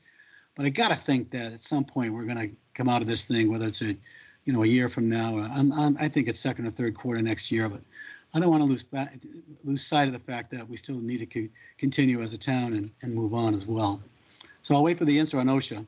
Jill, maybe that's for you. Alex, thank you. Okay. Jill, do you want to comment on the OSHA comment? Yeah, the OSHA, I think primarily now would be for required training of town staff in the way that we conduct business, as well as any small projects that are being done at town facilities as well. So you're right. I think we covered it with the transfer station that I guess phase 1 of that, trying to improve the area for the employees. But there are continued requirements for training and doing business differently, which we've always done safely, but these OSHA requirements had applied to just the private sector, not the public sector. So I don't think the financial impact is going to be that great, but I think it's what everybody's saying. We still need to pay attention to that beyond, COVID planning, and that's going to be with us, from now until the federal regulation is changed. So definitely a component for future budgets. Yeah, and just a quick follow-up, if we ever get to talk about the school budget at all, I don't know if Scott's on or not, or anybody from the school committee, but I have a question on the school budget as well. Thank you. Sure. Thanks.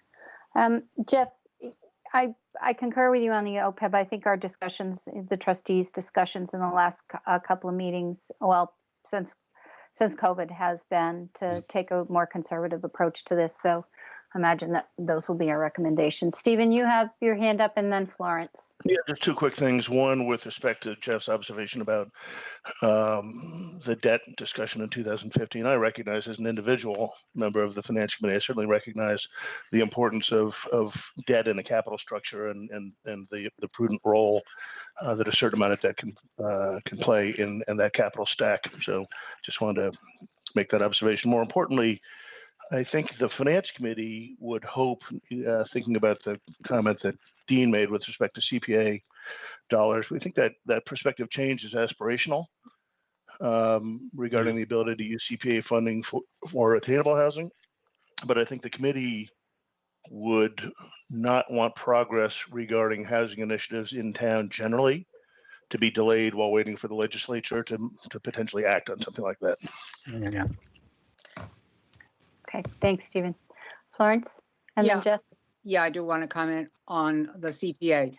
I want to remind you that as far as the amount of money that can be used for CPA for housing, you can use 80% because you're required just to put 10% for affordable housing, 10% for open space, and 10% for historic.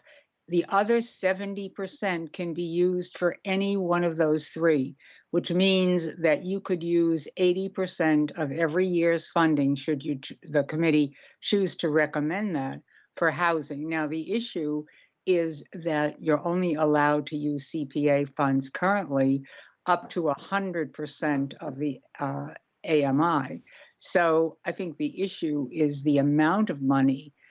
Is not the amount of money, but what the definition of more than 100% is. And that's where you need to go. But right now, you can use 80% of that, whatever comes in, $1 million on housing. Thanks. Jeff, and then Dean. Yeah, I'm good, Shireen. Thank you. I'm good. Okay, Dean. Yeah, to add to the sort of discussion that Stephen just chimed in on.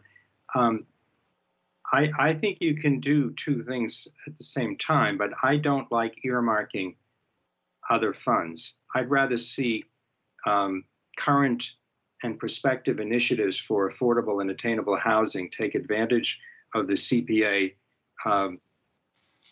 protocols that are authorized now, while pursuing some expansion of those protocols. But at the same time, I think we could take money out of the general revenues for attainable housing and affordable housing to complement CPA funds. I just really wanted to clarify. I'm not saying just rely on CPA funds.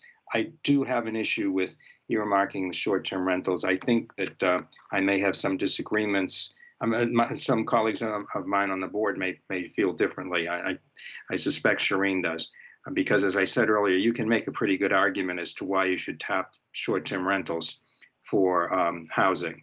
I just don't share that. I'd rather not. I think the fewer funds that are earmarked for special purposes, the better off the town is in terms of being able to provide a balanced budget and protect the interests of the taxpayers. That's all. I really just want to clarify that. Thank you. Thank you. Thank you, Jean. I spoke to short-term rental tax as an alternative for attainable housing when we had that discussion, and I'd like to pursue the matter further, just to look at it and look at everything in a more holistic approach. The idea that state legislation takes a lot of time is it's a problem. So we're at a crucial period in what we need to do for our community to keep it sustainable. So maybe it's a short-term sort of earmark or whatever, but I'd still like to keep that conversation going and look forward to those discussions further. Go ahead, Alex. Okay, thank you. Moving on. So moving on with revenues. Actually. Assumptions for FY 2022 for our revenues. We're going to keep our receipts pretty much level to FY 2021, so 60% of FY 2020. And again, that's at this point in the budget process. We're looking at the COVID impact to those revenues, and again, diversion of certain revenues to special revenue funds such as revolving funds. And then with our expenditures, we're looking at priorities, additional services, resiliency efforts, our debt, which is per our debt schedule. We update that every year.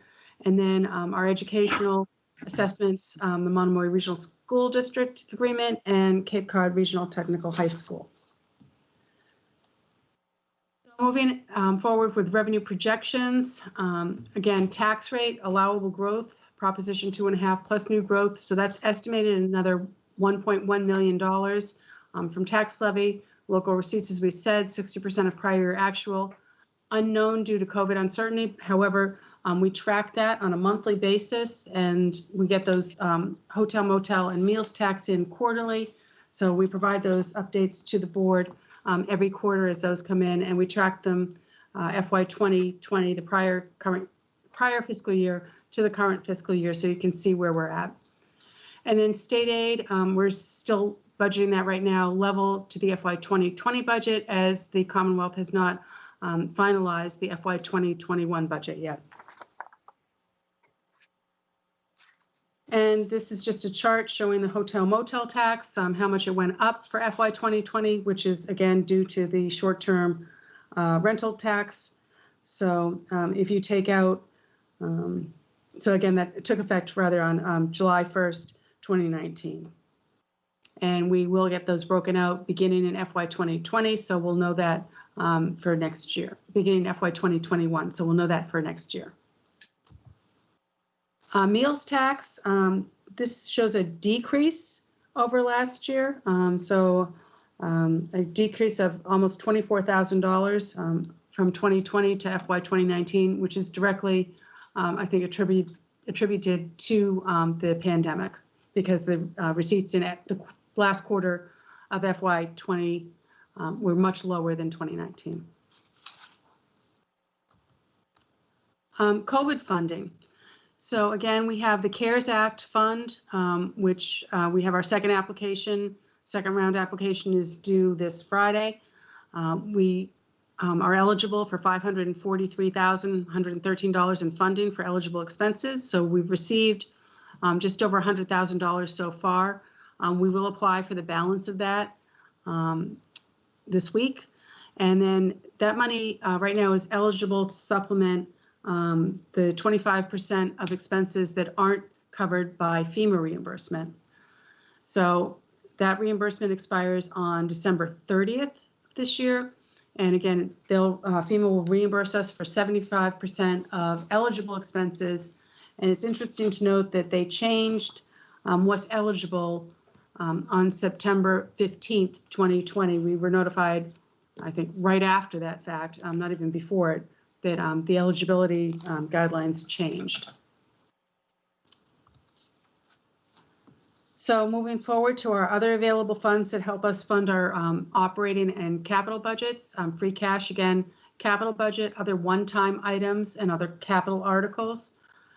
Land bank is used for existing debt service. The land bank, this is the last year of the debt service, so any balance that remains within the land bank fund will have to be used for those purposes, or can be used for maintenance on land purchased with land bank funds. Then we have the PEG access funds. That's our public educational governmental cable access funds. And that's used to fund Channel 18 capital and operating budgets. And right now, it's interesting to note that we're in contract negotiations with Comcast. So we'll have to look at what we get from them in the future, as more people seem to be, sort of cutting the cable cord. And there's other ways to get your streaming services. And the cable company is also looking at other changes in the way that they remit funds back to the town. And then our Waterways Improvement Fund is a major source of funding for the Harbor Master's capital and operating budgets. Other available funds are the revolving funds. We have the recreation revolving funds that funds program costs, shellfish revolving for propagation. We mentioned the PEG access, the receipts reserved for appropriation, and the Waterways Improvement Fund for harbor master expenses. Other funding sources, Chapter 90, which is the Highway State Fund, which can fund equipment and DPW highway-related items. Need prior approval to get those. And then we have the Waterways User Fee Revolving Fund, which was a new fund created a few years back, which as of June 30th had a balance of just over $900,000. And if you recall, that is for infrastructure improvements along the waterfront and upon recommendation of identified projects.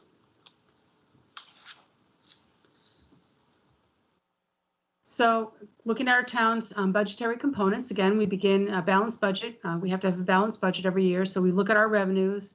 We're gathering the information from the department heads to see what our expenses will be. Our revenue outlook, again, the tax levy, local receipts, and other available funds.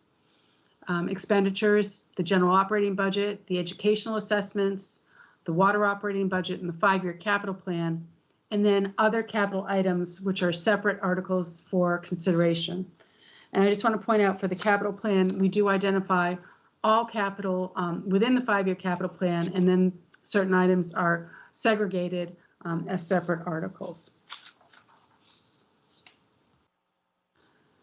And this is part of the budget book when we look at that. And new for the FY 2022 budget book, we're going to include organizational charts.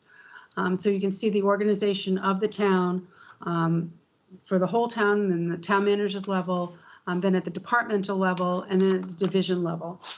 And I'll give you an example of what one of those looks like. This might be a little difficult to see, but this was one that we had. So this shows all the different, it doesn't show people's names, but it shows the different divisions, and then we can put in the number of people within each division. Superb. So that's new this year. And I'll turn this slide over to Jill to go through, because we want to say that, we brought this up last year, the workload challenges and the capacity. And although we didn't have any new staff in the FY 2021 budget, and we don't see any new staff coming on, we do have some workload challenges, and they remain under COVID. So Jill, I'll hand this over to you. Thank you, Alex. So this is exactly the same slide that you saw at last year's budget summit, where we had asked the departments to give us some input about what's challenging them for the workloads and what type of staffing would they need to carry out what then was currently a priority as we identified through the Board of Selectmen, through the boards and commissions, and then just the day-to-day operations of managing a $46 million organization. So it's still, and again, we haven't done much except to do some like reallocations of staff, but it's still the increased demands. And again, none of this is new, and a lot of it was built upon with COVID, especially with communication. So a greater reliance on technology. I just really want to give kudos to our IT department. They got us on the Microsoft Teams and Office 365 platform back in 2018. And it's fundamentally changed the way that we do business and actually improved the way we can serve the residents and essentially be a virtual town hall for 24/7. And that's something that will endure the pandemic. I'm not sure we will go back to doing business the old way that we used to do it with various Excel spreadsheets. Now there's shared OneDrives and so forth. And I think it's worked really well, and especially with Channel 18 helping train us all who have been doing this for a while. And then the regulatory compliance, mentioned it a little more. It's still required. This is what it is for a public entity, and we're here to serve the public and to enforce and adhere to various open meeting laws, public records requests, and procurement laws as noted before.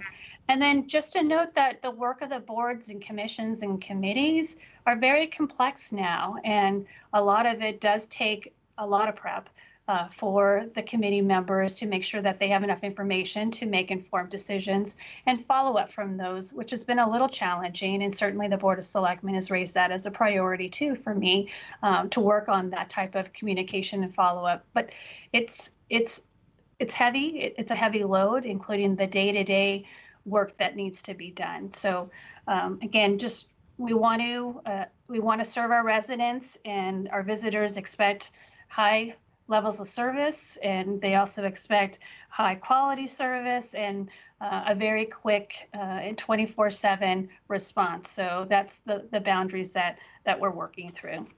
And then none of this is new, and it's still continued into this fiscal year with some of the challenges with project management. And we did some realignments with DPW and also with our GIS, Geographic Information Services planner, now focus more on DPW, which is the backbone for every project that we do. And you see that in what Terry Whalen presents when we talk about the town inventory of land available for affordable housing, or the various location alternatives for a council on aging.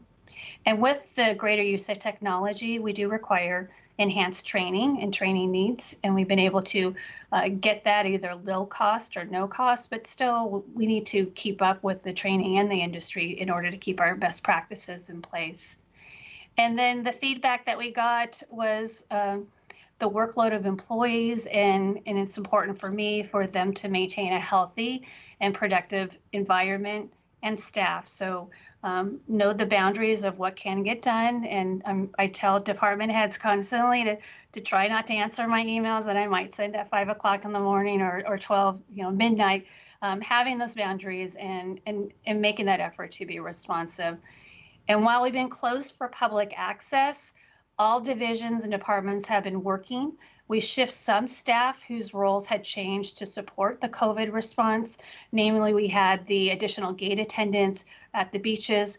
Some of the employees from the community center, when it was closed, helped out with that. They also helped out with the town clerk's office on processing budgets through the primary elections, and then helping with the various town meetings that we had more in 2020 than in recent history. So we've been able to shift, but we're getting almost back to normal. So there will be some shift back to their regular positions in addition to the COVID response and responsibilities. And I think that's it for those two staffing workload slides. I see Dean has a question. Dean, then Florence. Yeah, thank you, Jill. At last week's Board of Selectmen meeting, we had a significant discussion about communication with respect to public works projects, given the roadway construction that's going on. And I brought up the fact that in the planning for FY21 budget, you initially proposed 5 additional positions. And then after the board and the finance committee looked at it, you came in with a pre-COVID modified version, which was considerably fewer than that.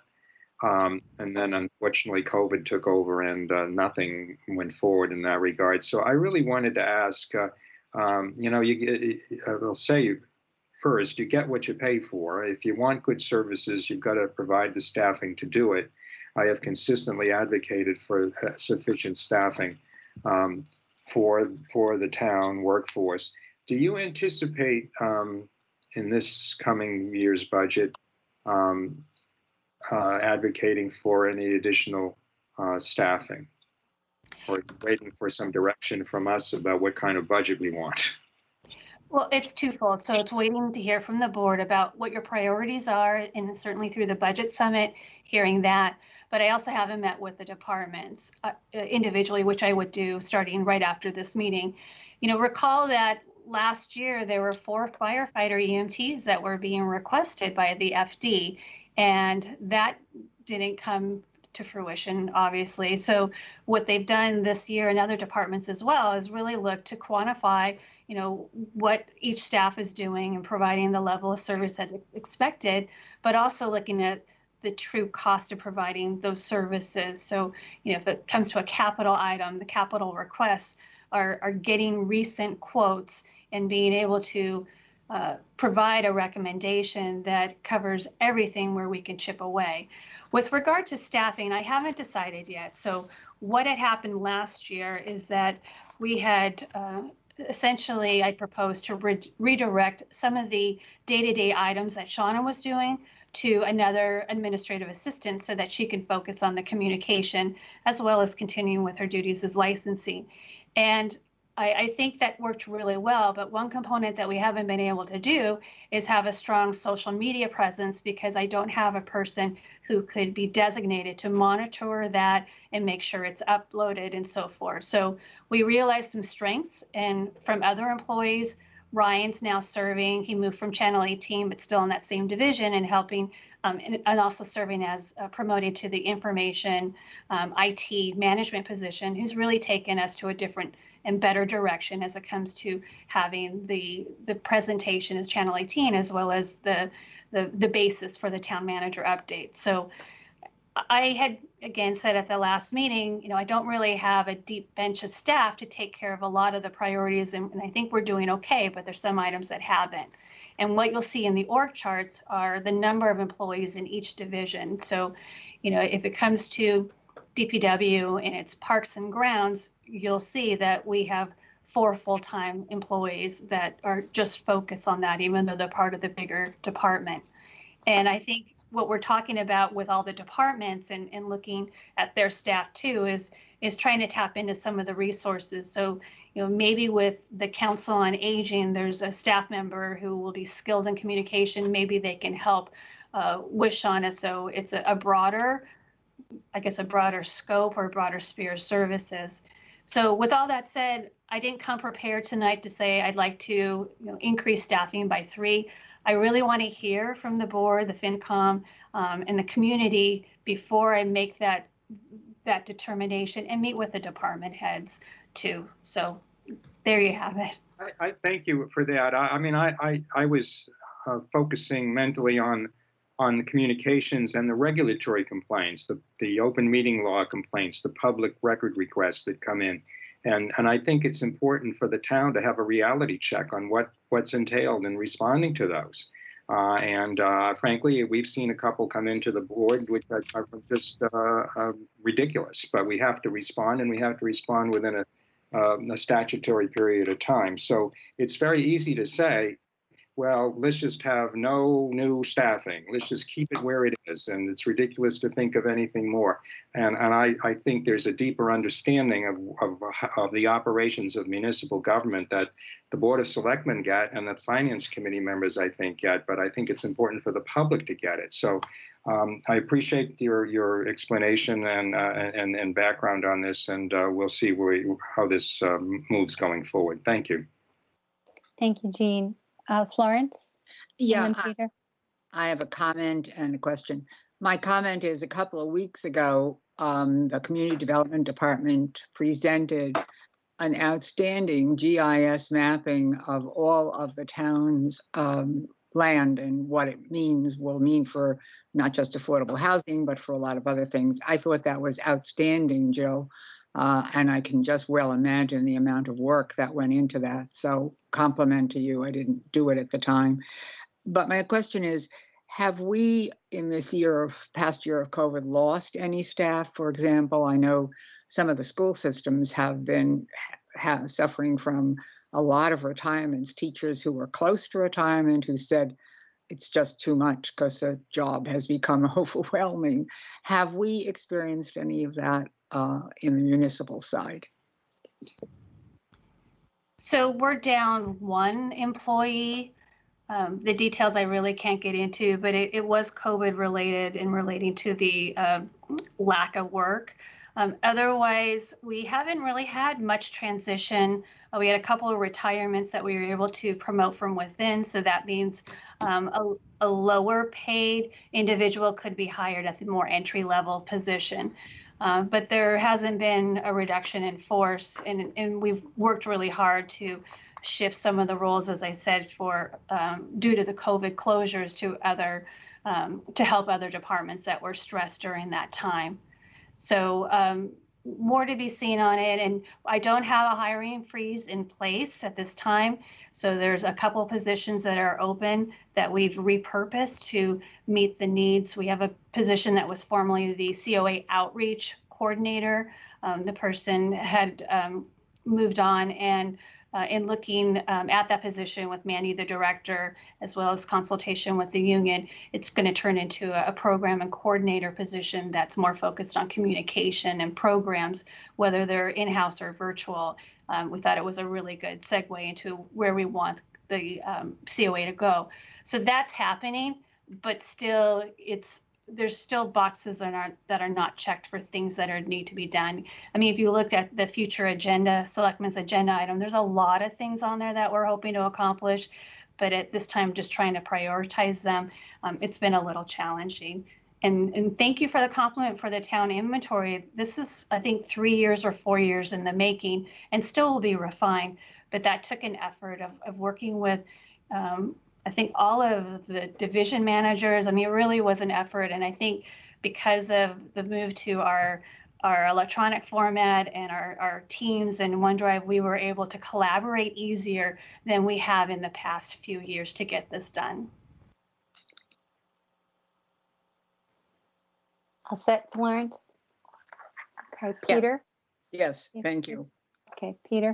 Yeah, thank you, Madam Chair. I'm just going to, we're talking about workload challenges. We'll get into some of the other things a little bit later as far as, you know, what you're looking for from us. But I want to make a comment both on what Jeff mentioned and what Dean mentioned. Jeff said we have to look to the future, and I agree wholeheartedly with that.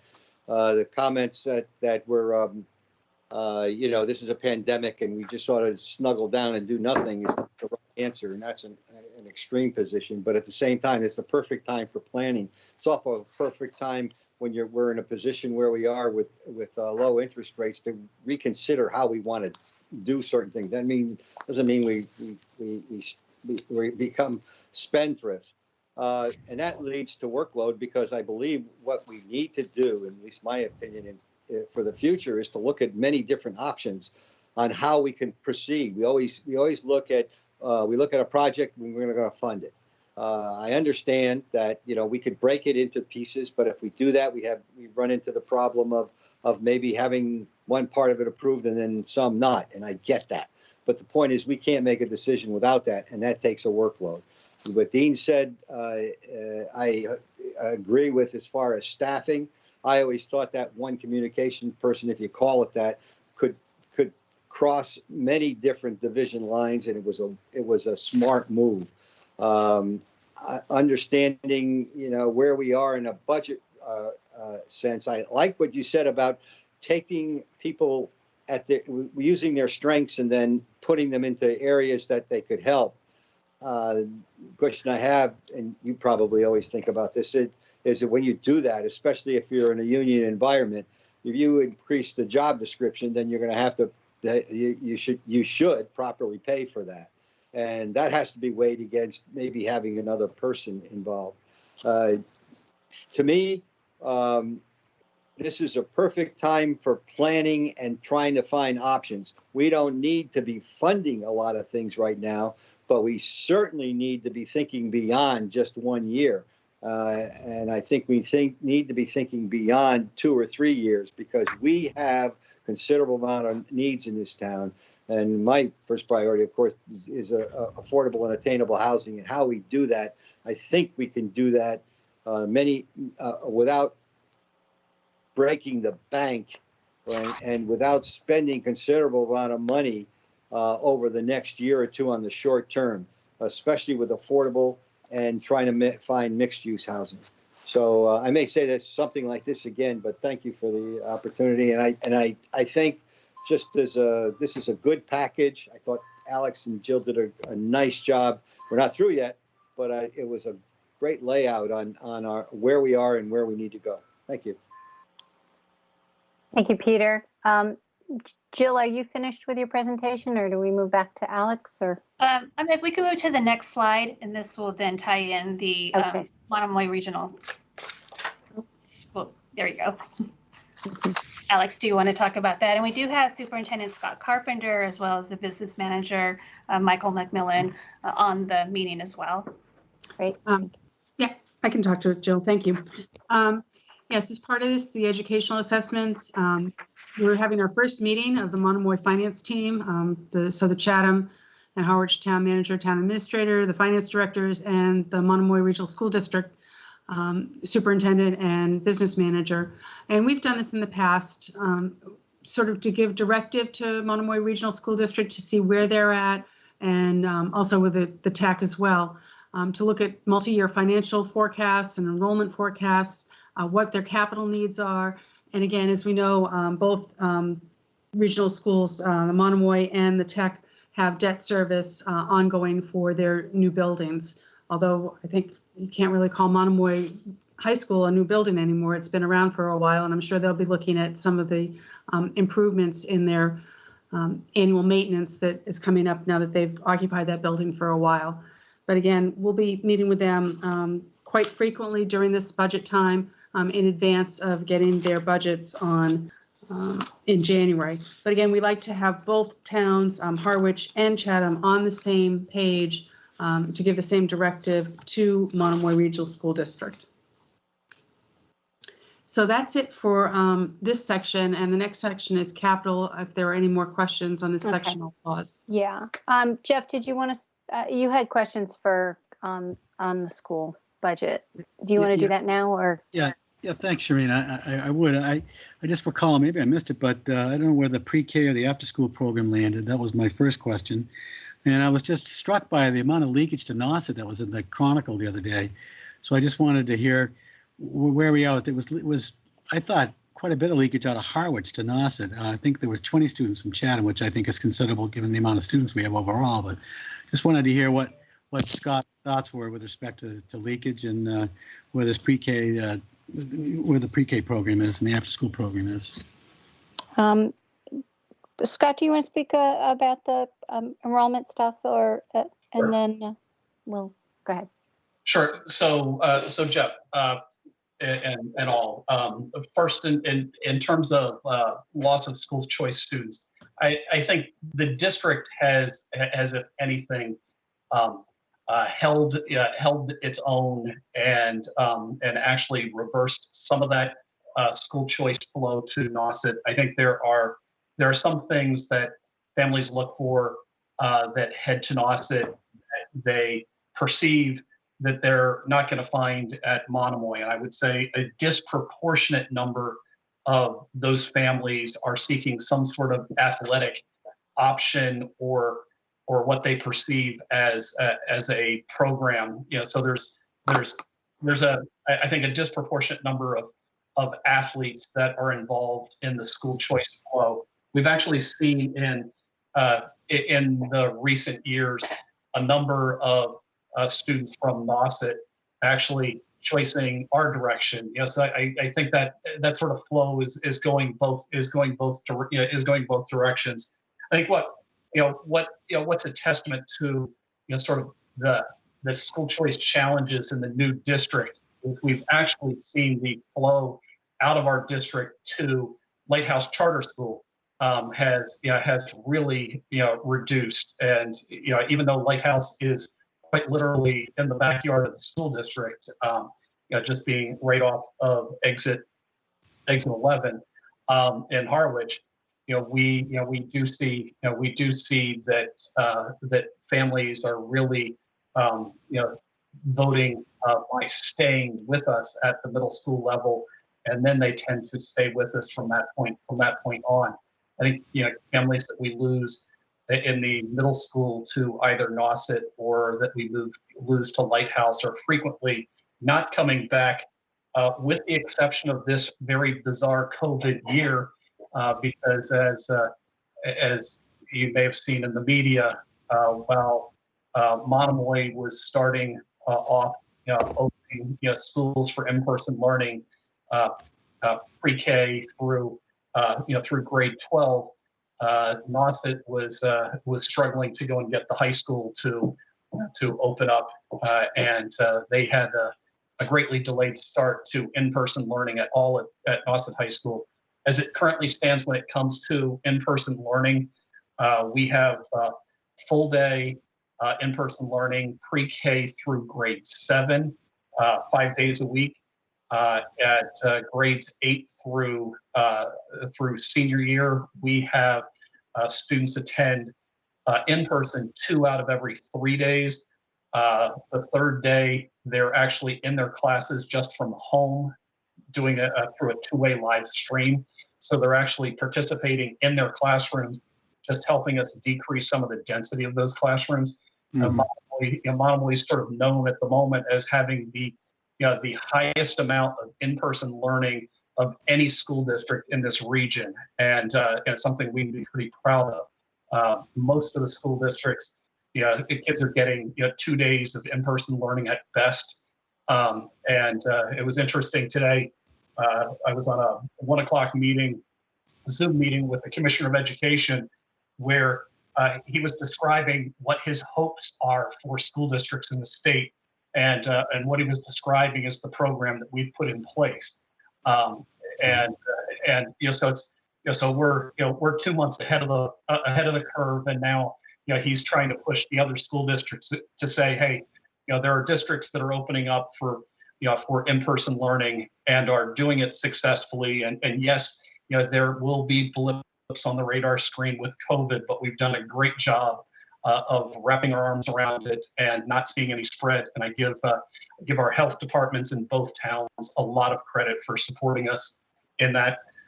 In terms of, you also had asked about enrollments. So this past year we had opened a pre-K Head Start program at Chatham Elementary School. Head Start has been taken over by the YMCA is now running Head Start. We had worked with sort of the interim receiver for Head Start to offer a program in Chatham. The YMCA is going to be, or has rolled that program into the YMCA preschool program that's happening at over at Harwich Elementary School. Just there wasn't sort of the capacity to keep two separate programs up and running. Just in terms of general enrollment trends for the district, Monomoy, like every school district on Cape Cod, has seen over the past 2 decades a gradual erosion of children in the schools. We're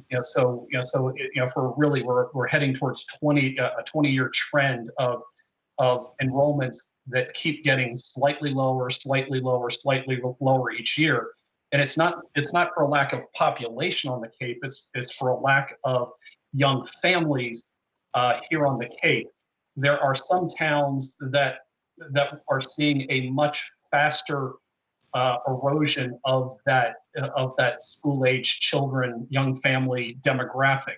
At Chatham, Chatham really being the town that's being hardest hit by this.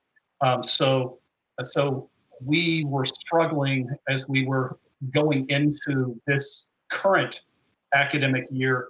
We didn't have enough children in Chatham to fill a kindergarten classroom. Luckily, we had a few families from Harwich and a few school choice families that allowed us to fill one kindergarten classroom section at Chatham Elementary School. When I started 8 years ago, Chatham Elementary would have been seeing a consistently filled 3 classrooms of kindergarten children, a number of those kids being school choice, but still the bulk of them coming from Chatham. Similarly, in Harwich, over that 8-year span, Harwich would have had 6 sections of kindergartners at the start of the school year, and now Harwich is seeing only 5 sections of kindergartners and has seen that for the last couple of years. So we've seen Chatham go from 3 sections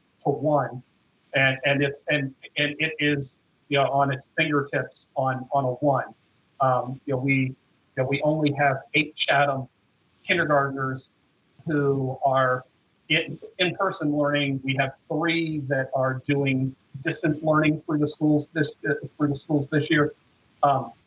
So we have a fairly small Chatham number this year. when we look at what's coming up the pipeline, it's even lower than that. So so we're anticipating potentially maybe 7 kindergartners with Chatham zip codes coming into Monomoy next year, and Chatham Elementary School, because we're now with that one class of kids, we're 3 years away from only having one classroom per grade level in the entire building. So it's so the building itself, which once had 3 classrooms, K through 4, is going to be down to 1 kindergarten, 1 first, 1 second, 1 third, 1 fourth, and and again that's a challenge that we see looming out there. I don't know if there are questions. I'll kind of stop with that. So I just have one follow-up on the NASA thing, and then I'll stop. But are they offering sports programs that we don't offer, or is the perception that they're a more competitive offering? There are some. I think they have a swim team. We don't. But we've put in place most of the sports offerings they have. I think, and I know this even with my own son, as he was coming of age in Chatham and then Monomoy, he had this want to pull on a competitive lacrosse team, and in his head, Nauset was sort of like he would be playing on a bigger team. And I said, no, stay here, stay with Monomoy, work on building that team. And but I think it's this perception. I think there are a lot of parents that sometimes look at like, oh, it's a larger school, and the reality is that yes, Nauset is larger, but it's not much larger. It's not nearly the size of Barnstable or many large schools. And sometimes there's perception from parents that it's like, oh, college recruiters are going to see my child in this school, and sometimes you have to do a little mind shift with some sports-oriented families in terms of what college recruiters are actually looking for. Yeah, I had a little trouble hearing you there, Scott. But okay, the point is just it's all that more with the dwindling enrollment. It's all that more important to keep those students that we have in Harwich and Chatham right here at home. So thank you very much for your information. Thank you. Okay. Did the question get answered about the pre-K program for you, Jeff? I didn't. Yeah, it did. I didn't. Okay. I guess enrollment's kind of hurting. It's in Harwich, and enrollment's not all that great. But okay. Thank you. All right, great. Thank you, Scott. I guess we can move on. Okay. Thank you, Madam Chair. Moving on to capital improvements. Again, we have portions of the capital improvement. We have the capital budget, which will be the FY 2022 requests. Our 5-year capital improvement plan, which is a 5-year plan looking out 5 years, and that includes projects and grants. And as we stated, beginning with working with the Collins Center a few years ago, we try to capture everything within that 5-year plan. So regardless of the funding source or the amount, CPA projects, water projects, everything tries to get into that 5-year. We try to identify everything and then pare it down what needs to be segregated and what will go forward for the current year or the future FY 2022 capital budget. So as you might recall from the Collins Center, what we did was we have project review criteria for our capital assets and our capital plan.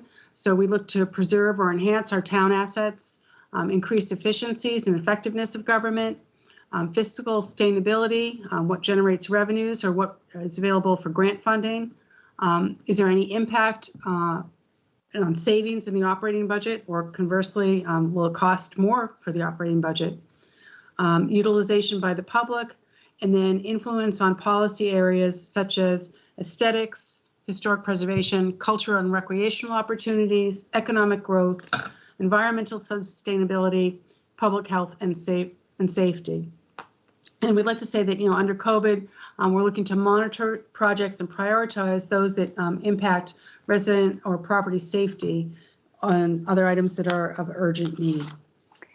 Alex, is there a priority to not just what you said about the impact, you want to prioritize the impact to residents or property safety, but in general, when you look at the influences on policy areas, any of these prior to COVID, were they prioritized by, or were they just prioritized by the Board of Selectmen's goals and objectives?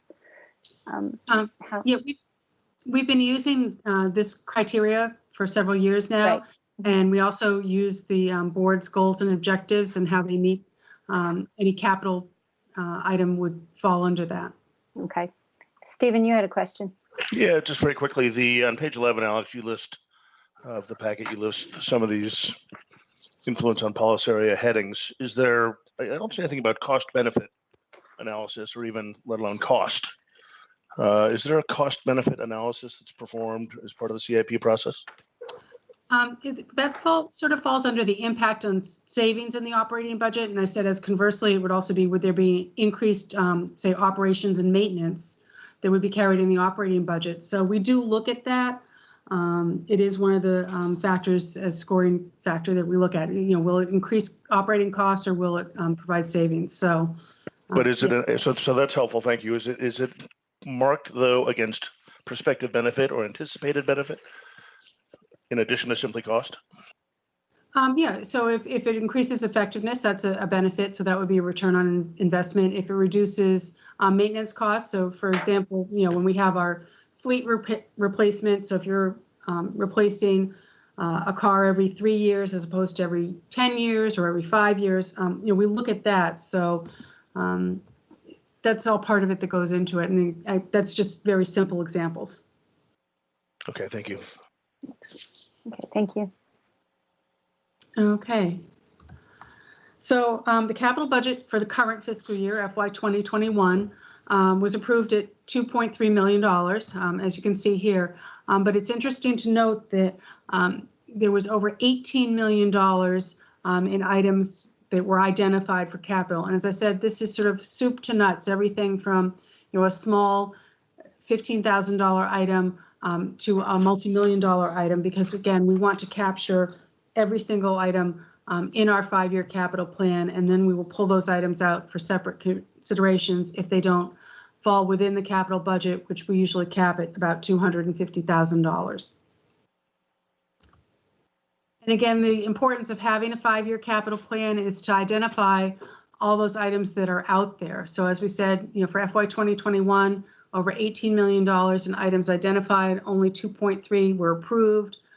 We will now have to push those items out to FY 2022, which had $16.5 million in requests, FY 2023, 14. So these numbers will change as we work through the capital requests this year and identify items moving out FY 2022 through FY 2026.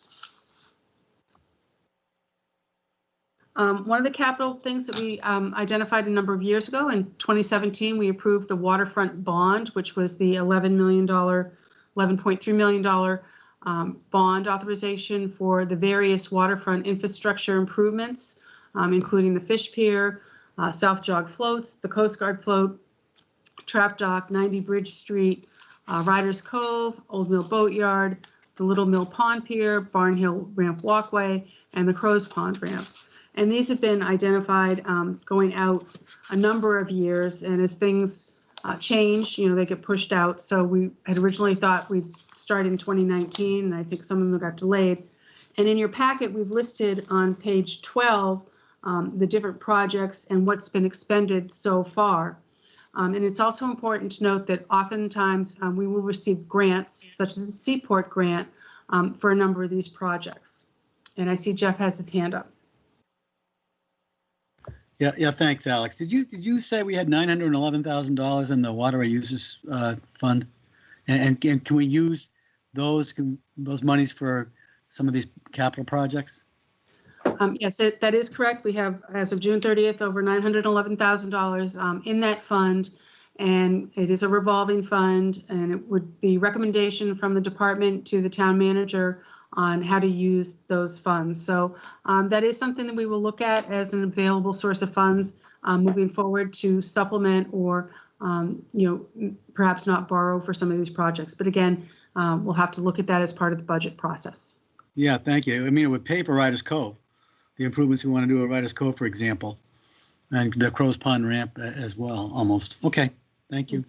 Yeah, and as we stated, as things get pushed out, depending on the economic environment with the contractors, these projects that were listed on page 12, again, those were just estimates on what things would cost. So as we get closer to doing those projects, these numbers may change and be updated. So I just want to put that out there. Yep, thank you. Okay, and then we have other articles that are pending review. So wastewater is always something that we're looking at every year. The drainage and stormwater project. Council on Aging has been out there. As we know, it was deferred from the annual town meeting. Community preservation projects. We had some discussion on that tonight, and where we might want to look at funding what types of projects. And then the town projects, the Eldridge Public Library envelope project, the Eldridge Garage property, ongoing beach nourishment, which is in the capital plan in the out years, and dredging, which is always important to Chatham. And then the water capital, which is paid for by the water fund, specifically the ongoing replacement of some of our older water mains. So I'm going to wrap up capital, but other items to think about for funding for the FY 2022 budget, OPEB funding, the trust fund cash balance in the trust fund is 1.5, although our realized amount is more than that. It's over $2 million with Bartholomew. We did have the reallocation of the 3% land bank surtax, which is now a 1.5% OPEB surtax, which came on the November tax bill. The commitment is $553,000, as was mentioned earlier. So that's a good way to start funding that. Our required annual contribution is just under $1.6 million. So with the $553,000 and probably $700,000 or so in the benefits budget, we're getting close to that amount. We'd like to see if we can get that up to the required annual contribution. And as stated earlier, the OPEB trustees will be meeting to review this and look at it going forward. Our OPEB liability as of June 30th, 2019, which is the most recent report that we have, is just over $19 million for future health costs for our employees and retirees. So that wraps up some of the other capital and other articles that we'll be looking at for FY 2022, and we'll move on to debt service unless there's any questions. Any questions from the board or the FinCom? Any questions from the public? All right, I don't see any, Alex. Let's move forward. Okay, thank you. Debt service, we have this chart as a financial indicator of debt service as a percent of general fund expenditures. And again, right now it has been trending in a favor. It's been going down. However, it's crept up a little bit in FY 2020 and FY 2021. So the trend is stable. So we don't want to see the increasing debt service as a percent of operating expenditures. We were quite high back in 2013. If you might recall, we had made the decision at that time to have short-term borrowing, and then I think everything hit in the FY 2013 budget with the debt service for the PD annex and wastewater all happening at one time. So again, we look to keep the town's level of debt service as a moderate side, and that's something that the bond rating companies look at as well. This is kind of a funky looking chart. I'm not sure how well you can see it, but we try to identify all existing and projected debt. So in this chart, we have our current debt, we have our waterfront, we have our future waterfront that will be programmed in. We have a proposed COA that has not even been approved yet, but it's here. We've put it in this chart. Our existing land, our existing wastewater debt, which is a large portion of the town's debt, future transfer station debt, so that's already been approved. However, we haven't borrowed for it yet. The little red bar is the 2007 road bond article we had, so our roadway improvements. And then we have future wastewater, which has been approved but not programmed out, and proposed transfer station, again, trying to look at everything that's out there and what it will mean going forward. And you can see that, it does drop off. However, we'll have to revisit that as we issue new debt. And Alex? Florence is. Yeah. Yeah. Florence, go ahead.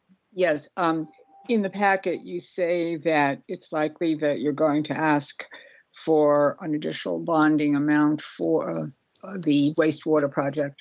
So how much are you thinking of, or how much is Dr. Duncanson thinking of? Well, you might recall we have been approved for the 0% loans. I'm not sure if Bob is still on here. And we did put that off last year from FY20, from the annual town meeting in 2020. And we decided we put it off until this coming town meeting, annual town meeting 2021. So I think it's going to be a rather large borrowing, so somewhere between 7 and 10 million, but don't hold me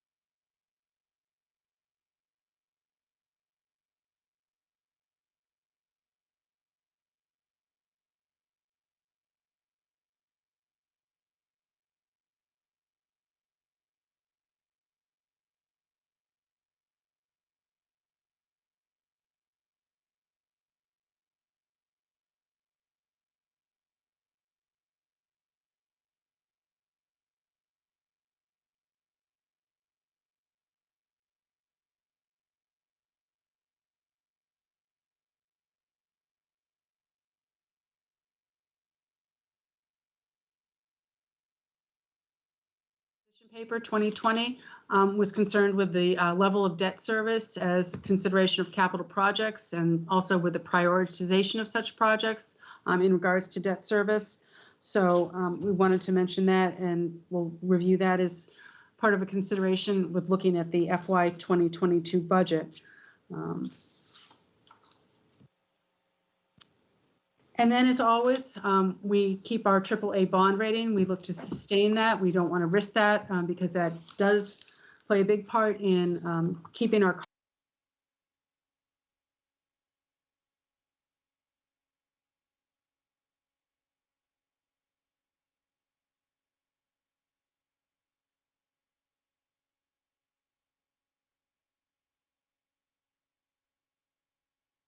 and free cash because it gave us a lot of flexibility.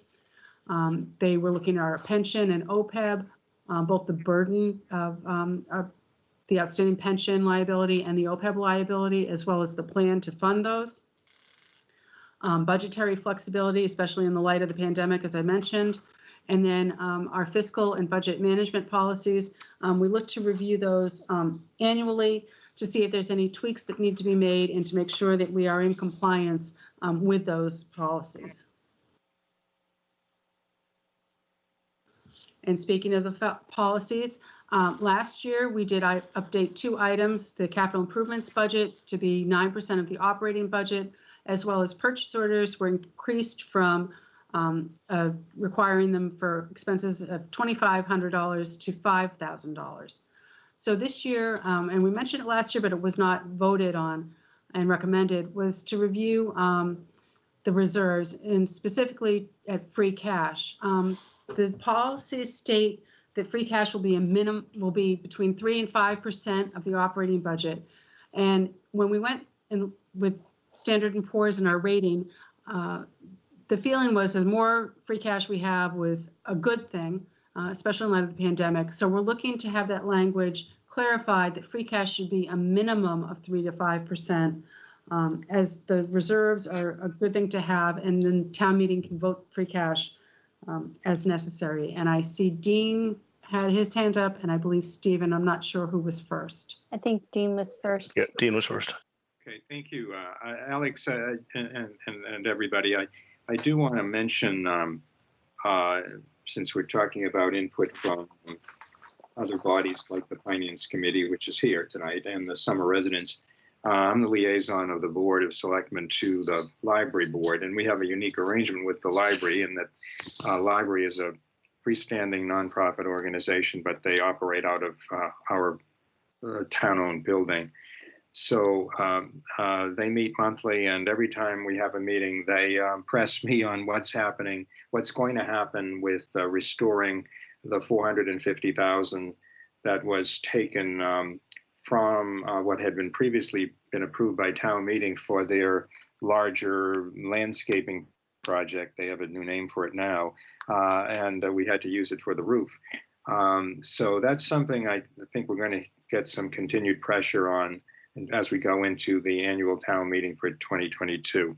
The other comment I wanted to make, and I brought this up when the chairman of the Summer Residence Committee presented her annual report to the Board of Selectmen a few months ago, and they have echoed comment that the Finance Committee has made in its report about prioritizing capital expenditures. And I applaud that as a concept, and I certainly accept the accounting feature that has been also talked about. But I think it really would be beneficial to the conversation about prioritization to get some particular perspective from the Finance Committee in particular as to which capital projects they might think should be prioritized. I know that they don't have the day-to-day working knowledge of all the implications of what we do that the selectmen by necessity have, because we meet every week and we're in regular contact with the town manager. But when you look out on the horizon, we've got the senior center and we've got the Upweller project, among other waterfront projects. And now people are talking about, as we read in the newspaper, and seen in social media taking back the Coast Guard building and using that as an upweller. I'm not sure if that's a realistic proposition or not, but I guess, I mean, I would certainly feel enhanced in my ability to decide on things, and these ultimately are going to be for town meeting, to know exactly, going forward, not tonight, but what the Finance Committee thinks about the alternative locations for the senior center, for example, or what the Finance Committee thinks about the Upweller project going forward, and other projects. It's a tough thing to prioritize. Everybody knows that, but the more light that can be shed on that from a variety of perspectives, I think the more beneficial for everybody. And that's not meant as a criticism of anybody. It's just a way of saying I think we can move the discussion a little further along. Thank you. Well, certainly, Dean, if there's an appetite for that kind of a thought piece from amongst your colleagues, I'm sure the Finance Committee would be happy to lend its view on that topic. I also think, referencing one of what Alex just noted about changing the kind of the free cash guidelines, I think that too is something that we as a committee are probably going to want to discuss and lend an opinion on. I certainly understand why and how the rating agencies, and I think the committee does find that this is attractive, but of course our remit is to the taxpayer. Certainly happy to weigh in on both of those things. That'd be helpful. Thank you. Okay. All right, so sort of wrapping up now, the FY 2022 budget review process and directives and calendar.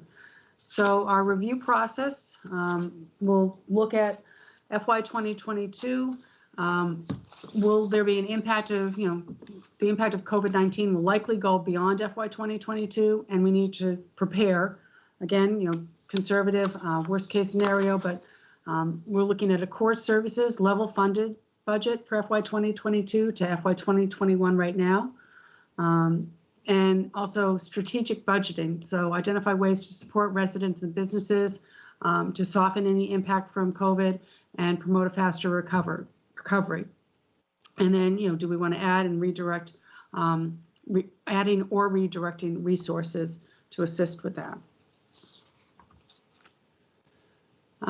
Again, COVID-19, it continues right now. We're continuing to clean and disinfect our town buildings. And then some of directing our resources, as Jill had mentioned some of this earlier, technology. We have hybrid virtual meetings and virtual town hall. We're looking at website enhancements and communications, and then social infrastructure, the child care voucher, along with the park program, CERT assistance that possibly won't go on forever, but they've been very helpful. Do we now look to the COA to help do that? Grocery deliveries, the food bank and food insecurities and rental assistance. And all of this needs to be done looking in the terms of economic sustainability. So the FY 2022 budget calendar, this is the kickoff on October 27th. We'll look to get the packets out tomorrow, if not tomorrow, a little bit later this week, distributed to the departments. The November 13th, the requests are due back to the town manager, both the operating requests and the capital requests. December 11th, we'll get all fiscal articles to the town manager. And then moving into 2021, we'll have the school budget on January 15th, the first pass on their budget. January 19th, the town manager will have the recommended budgets to the Board of Selectmen as well as the Finance Committee. And we'll be continuing to review. The Finance Committee will review the budgets and make recommendations to the Board of Selectmen anytime between now and February 23rd, which is when the Board of Selectmen approved budget. It goes back to FinCom, and then FinCom has its final recommendations on March 22nd in order to get into the warrant in time for the annual town meeting scheduled for May 10th, 2021. Alex, I saw that Joanne had her, Sprague had her hand up. Joanne, did you have a question?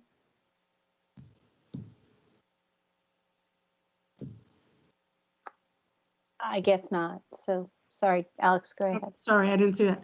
And that's about it. That really wraps up our presentation for tonight. Oh, there's Joanne. Oh, go ahead, Joanne. Question? Comment? You'll have to unmute yourself. Great presentation. We've gotten down to the basics, and we've gotten some projections for our revenues and our budget projections. And but I have to go back to something Alex mentioned at the beginning. I think she gave the expression a cautionary tale. While we're here in Chatham and we seem to be doing pretty well under the circumstances, we're a part of the whole of the U.S. economy. And while just looking at your projections, Madam Chair, while our budget projections show an increase of about 3.8%, the U.S. rate of inflation is about 1.4%. And while our budget projections also show that our revenue increases would add up to about 3.2%. These are just my calculations. The United States gross domestic product at the same time has gone down 31%. So I just think we've got to also look at the broader picture. And I think this will help us as we go forward, because I think the Finance Committee truly does want to put some prioritizations on the capital assets, especially, and probably on the operating budgets as well.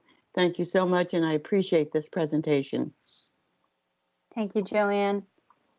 So I'm going to turn to the rest of the Finance Committee first for some thoughts or final comments, and then ask the public if there's anybody still on for their thoughts, and then turn it back to the board. So Stephen, any final thoughts, or your board? Well, let me start by asking if any members of the committee have any observations they would like to make in addition to Joanne.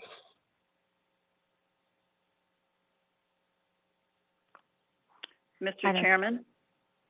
Please, Barbara. I just had a quick question for Allison. First of all, thank you guys, Jill and Alex, very much for putting this all together and for preparing organizational charts for us. We've been looking forward to those. Alex, I believe you said that on September 15th, they've changed the eligibility for COVID funds reimbursement. And I wasn't sure how they changed it, but do we anticipate getting the rest of the 400,000 and change that we've applied for? Yes, I will apply for that, and that is the CARES Act money. And then we have to report after the fact how we utilize those funds. So they could deny something after the fact, and then we'd have to pay the funds back. But I don't anticipate that. We're tracking those expenses by category pretty well. The CARES Act is a little more liberal than the FEMA, and it was the FEMA that changed their guidelines, not the CARES Act. Oh, okay. And the technological advances that you've made, and kudos to you for that. That is wonderful. I know all businesses have been struggling, and you have my greatest sympathy for what you've been through during all this. I know how tough it's been. Has that helped relieve any of the staff stress, or is it just COVID itself is so stressful you can't really tell yet? I think I missed something there. I'm sorry. I got it. Okay. I think that it's enhanced our output of items, and we're still learning. We're still, doing some training and so forth. So I think the benefits are going to be, for the next couple of years. Have they replaced a staff person? No, they haven't. So it's made us more efficient and to work from wherever. But that's something that we'll continue to evaluate, for the next couple of years. And again, we had this technology, But again, we never used it like many people, so many times, or I was so excited to get one of those triangle conference calls, phone calls, that, it wasn't a regular phone. And now look at us. So it's very quick and staff's getting used to it and getting very proficient, but it's still to be determined. Okay, well, good work, you guys.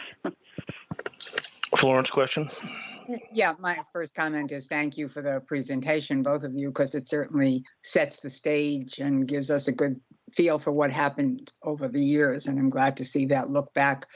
What instructions, though, Jill and Alex, have you given to the department heads as they set their for their F2022 budget requests, both in terms of the operating and the capital, in light of the concerns that we have about the future? Jill, me, you? Okay, sure.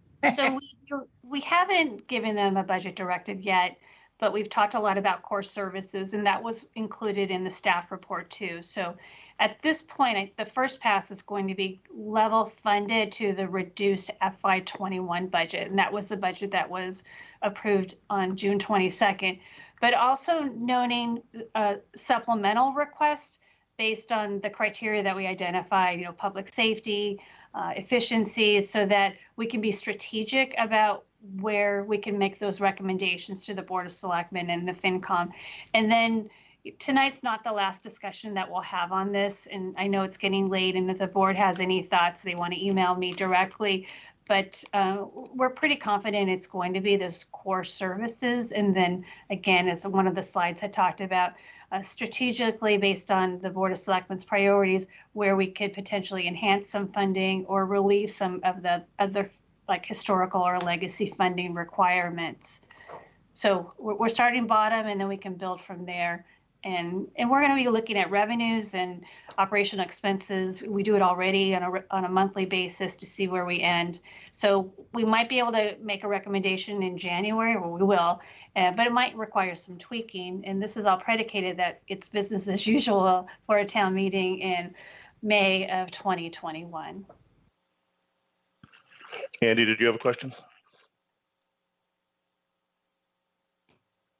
I did, but I didn't want to prolong things too much. I think it was a great presentation, but I think it's also proper that you're skeptical about the immediate future, certainly the next year.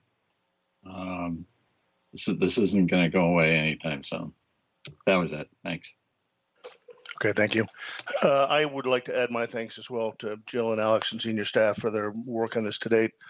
The moderator has done a pretty good job of assembling a diversity of opinion on the Finance Committee. It's not often that we all line up behind some ideas, but in fact we have with respect to thinking about going forward. We agree that our people and our community are more important than our physical infrastructure. And we encourage town leadership to consider how this budget can best support our community during this time of pandemic, economic, social, and familial stress. We agree that large capital projects other than wastewater should be put on hold for the time being, given the economic uncertainty caused by the pandemic. We agree that community and affordable housing represent an urgent need if we're to maintain the long-term viability of the town we love, the place we call home, and that work needs to continue in this important area. We point to the report of the Finance Committee's Community Housing Working Group as a possible source of direction. We agree that the scope and scale of capital projects needs to be reined in generally, as we've observed for some time now.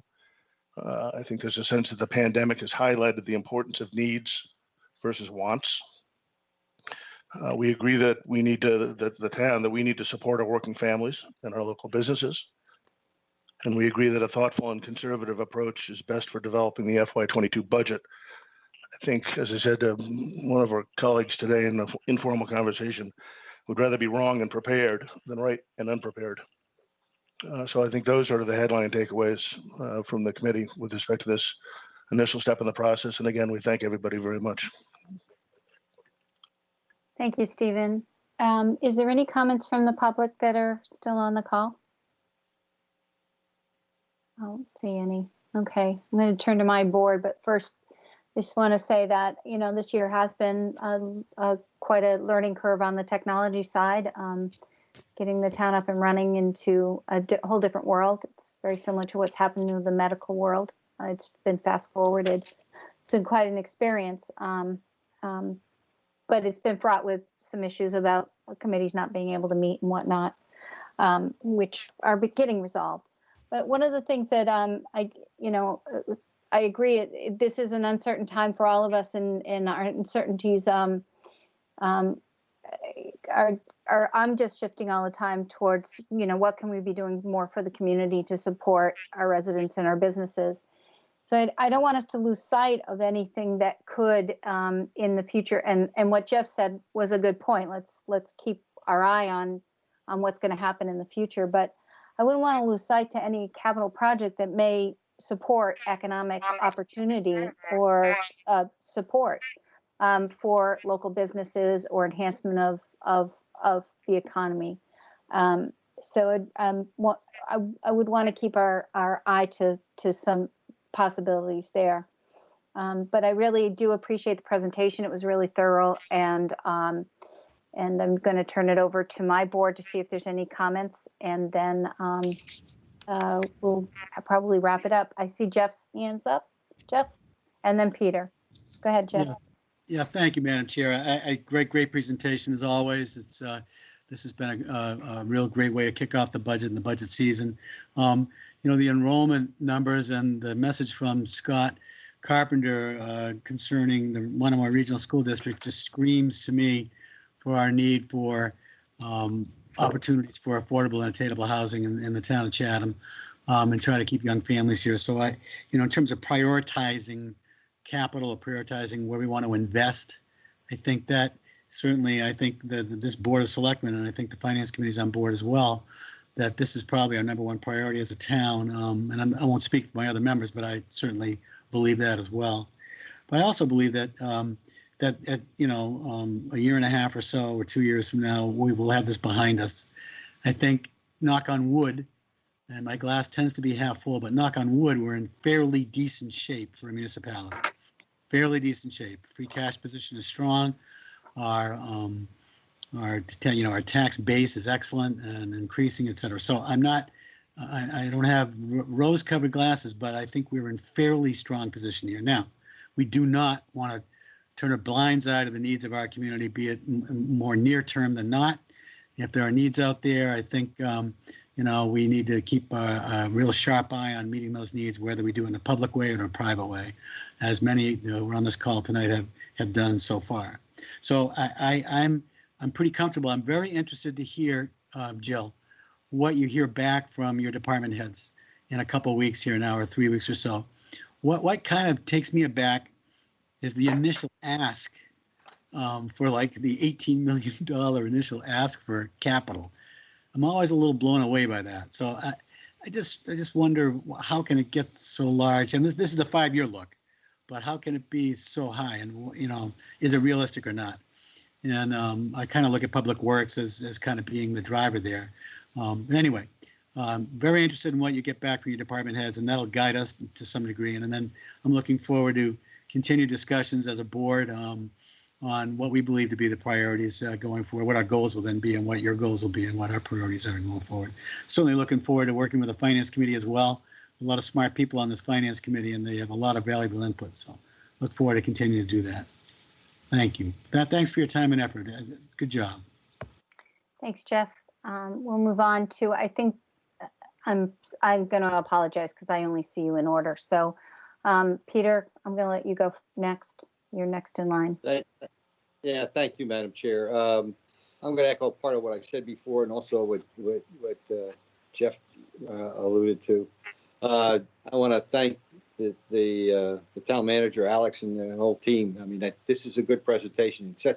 It sets a good foundation on which we can discuss. Also, I was, as always, impressed with the comments of the Finance Committee.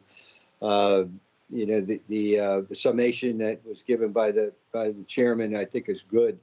There's a whole list of things that we need to do, and in any case, in our case, it's how do we balance all of those.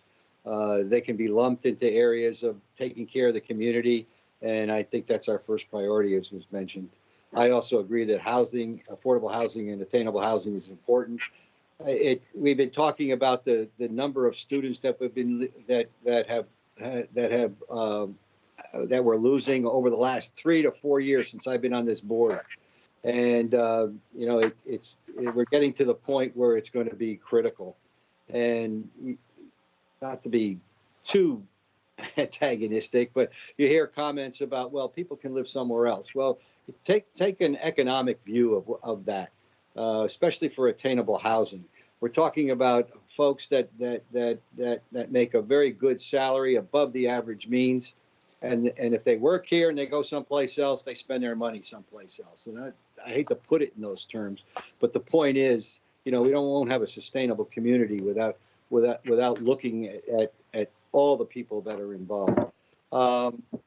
As far as how we look to the future, I agree with the comment that I'm very conservative in the short term, but that doesn't mean your mind shuts off and you don't look to the future. Planning and looking towards what you're going to do and how you can do it, you need, my opinion, you need options. We can't look at things the way we did before. It may not be a smart thing to break a capital budget, a capital project into 2 or 3 sections, but it might be. But we won't know that unless we look at it. And how much is that going to cost us? And how then do we program those needs over a number of years? How you define a need and a want, that can be discussed. But in general, the big items, I think that we understand what we need to do into the future. I really would like us to look carefully. I hate to put another person on a, but look at how staffing, how you're going to do your staffing, and look at the issue of the communications job as one priority. Maybe it's not available now. Maybe you put a couple of people together, but you know, let's take. I know you've been looking at this for a while, but to me, given the way we run government and the way that our citizens what they expect from us, I think it's important that we respond to them in certain ways, and to do that, you need to have the right kind of people. So, in general, thank you again. I thank the Finance Committee. I look forward to how they look at priorities. We can discuss that. And also, thanks again to Jill and Alex and the staff. Thanks, Peter. Thank you, Madam. Okay, Corey? Thank you, Madam Chair. I was just going to make some just general closing comments. I truly thank our town manager and finance director for putting this presentation together. First time doing a virtual, budget summit for all of us. Different, liked it. Missed the old ways a little bit, to be honest with you. But no, I mean, we clearly understand that we don't have the crystal ball. We don't know what's going to happen, in the next 6 months, 12 months. But I think we can be prudent. I think we are well positioned as a town. I think we've done a lot of planning, and we have a lot of resources, staffing and community-wise, that are going to put us in a really good position to tackle these topics. Obviously, I understand the concept of needs versus wants. That's every community has those, every household has those. So that's a concept I think we can sink our teeth into and really dissect each item as we move forward. I want to be optimistic about the outlook of this pandemic. I would hope, as Selectman Dykens had mentioned, maybe second or third quarter of next year, we're kind of seeing the tail off a little bit, but who knows? We don't know. That's the simple reality. We don't know. We're going to plan as best as we possibly can, being as optimistic as possible, but being as cautious as possible. And I think that's the most prudent way of handling this. the capital projects, that's always been a big topic about how much we want to spend. I do think, in my personal opinion, I want to kind of think about how we tackle some of these capital projects, because we've learned that if we don't proceed, I guess in a way that will be beneficial at town meeting, we spend a lot of time and energy to get something that we will have that is smaller and costs us more money. So that's something I like to avoid moving forward. We've seen that happen in other areas. So, but overall, very appreciate all the work the town, the staff has put into this, the town manager and Alex and everyone. And I look forward to future communication. Thank you, Corey. Dean, final comments from Dean? Thank you, Shireen. First of all, I want to thank Jill and Alex and the staff, who I'm sure has supported them for this presentation. Corey and I were talking over the last day or two, wondering how this was going to be able to be put across virtually. And I frankly, from my perspective, it came across much better than I anticipated it would be. I thought this was perhaps one of the more productive budget summits that we've had. And I've attended each and every one in the last 9. I also want to thank the Finance Committee for their participation, and the leadership, including members of the school committee, I think were on the call, for participating. And I certainly, just to respond to something Stephen said in connection with something I inquired about or stated, I would, as one member of the Board of Selectmen, would welcome the apparent willingness of the Finance Committee to weigh in with the particulars on prioritization of capital projects. I echo what others have said, and Jeff led the comment on this about looking beyond the pandemic. I think we do have to look forward, and I think it's important to be cautious, but I don't think we should be unduly or fearfully cautious. And I think that as a society, we can't hide from the future. So I think we have to keep an eye on what's going on now, but an eye on the possibilities that are going to come in the future, because eventually this pandemic will be conquered medically, and we will go on with our lives. They won't be quite the same as they've been in the past. We will have learned some new things, some beneficial things, not just in the area of technology, but perhaps also in the area of human interaction. So those are my comments. I think it was a good evening. It went an hour longer than I think we planned, but I think it was well done. Thank you, Madam Chair. Thank you, Dean. Well, we certainly are looking forward to moving into a more endemic side of the pandemic, I guess, if you want to put it that way. Okay, well, I want to, Jill, do you have any final comments or thoughts before we wrap? No?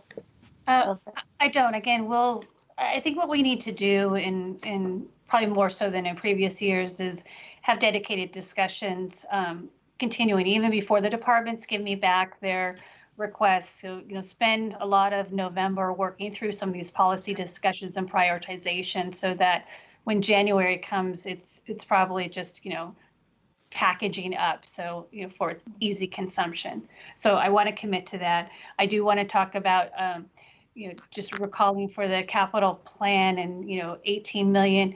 It's it's an inventory of anything that's possible out there, but it doesn't necessarily mean that it's priority. So and that's in the presentation. And I think once we get into that topic, that we typically don't do until after I do the budget submittal. So again, if we can do some November, December discussions before that comes out, I think that would be really beneficial to myself and to staff.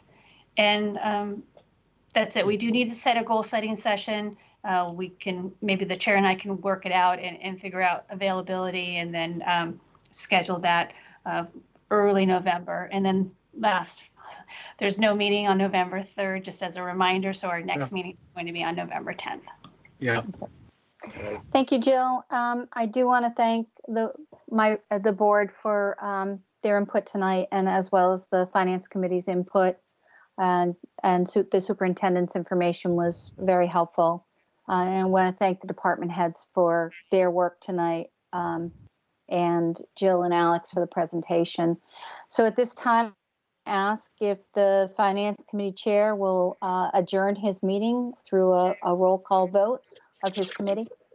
I'll take a motion from a member of the Finance Committee to adjourn. So moved. Well, we've got a move. We got a second. Second. All right, we got a lot of seconds. So Norma, I don't believe has joined us. Tommy Doan. Barbara. Yes. I know John Papalardo had to drop off. Florence. Yes. Joanne. Yes. John Whalen. Yes. Andy Young. Yes. And I'll concur. We are adjourned. Thank you, everybody. Thank you. Appreciate the assistance. Thank you, Stephen. Thank you, Mr. Chairman. All right, we will ask the, my board for a roll to adjourn. Could I have a motion? So moved. Okay, a second. Second. Everybody's rushing here. Okay, I'll take a roll call vote. Peter, Aye. Corey, Aye. Jeff, Aye. Jean, Aye. and the chair says aye. I'm going to say it's 9:07 presently. I just want to wish everybody a safe and COVID-friendly Halloween. And please get out to vote. And a reminder, there is no meeting on the 3rd. So have a good evening, everyone. And thank you for all who participated and attended, including all the department heads that are on the call and the backup tech support. Thank you. Thank you, everybody. Thank you, Jill.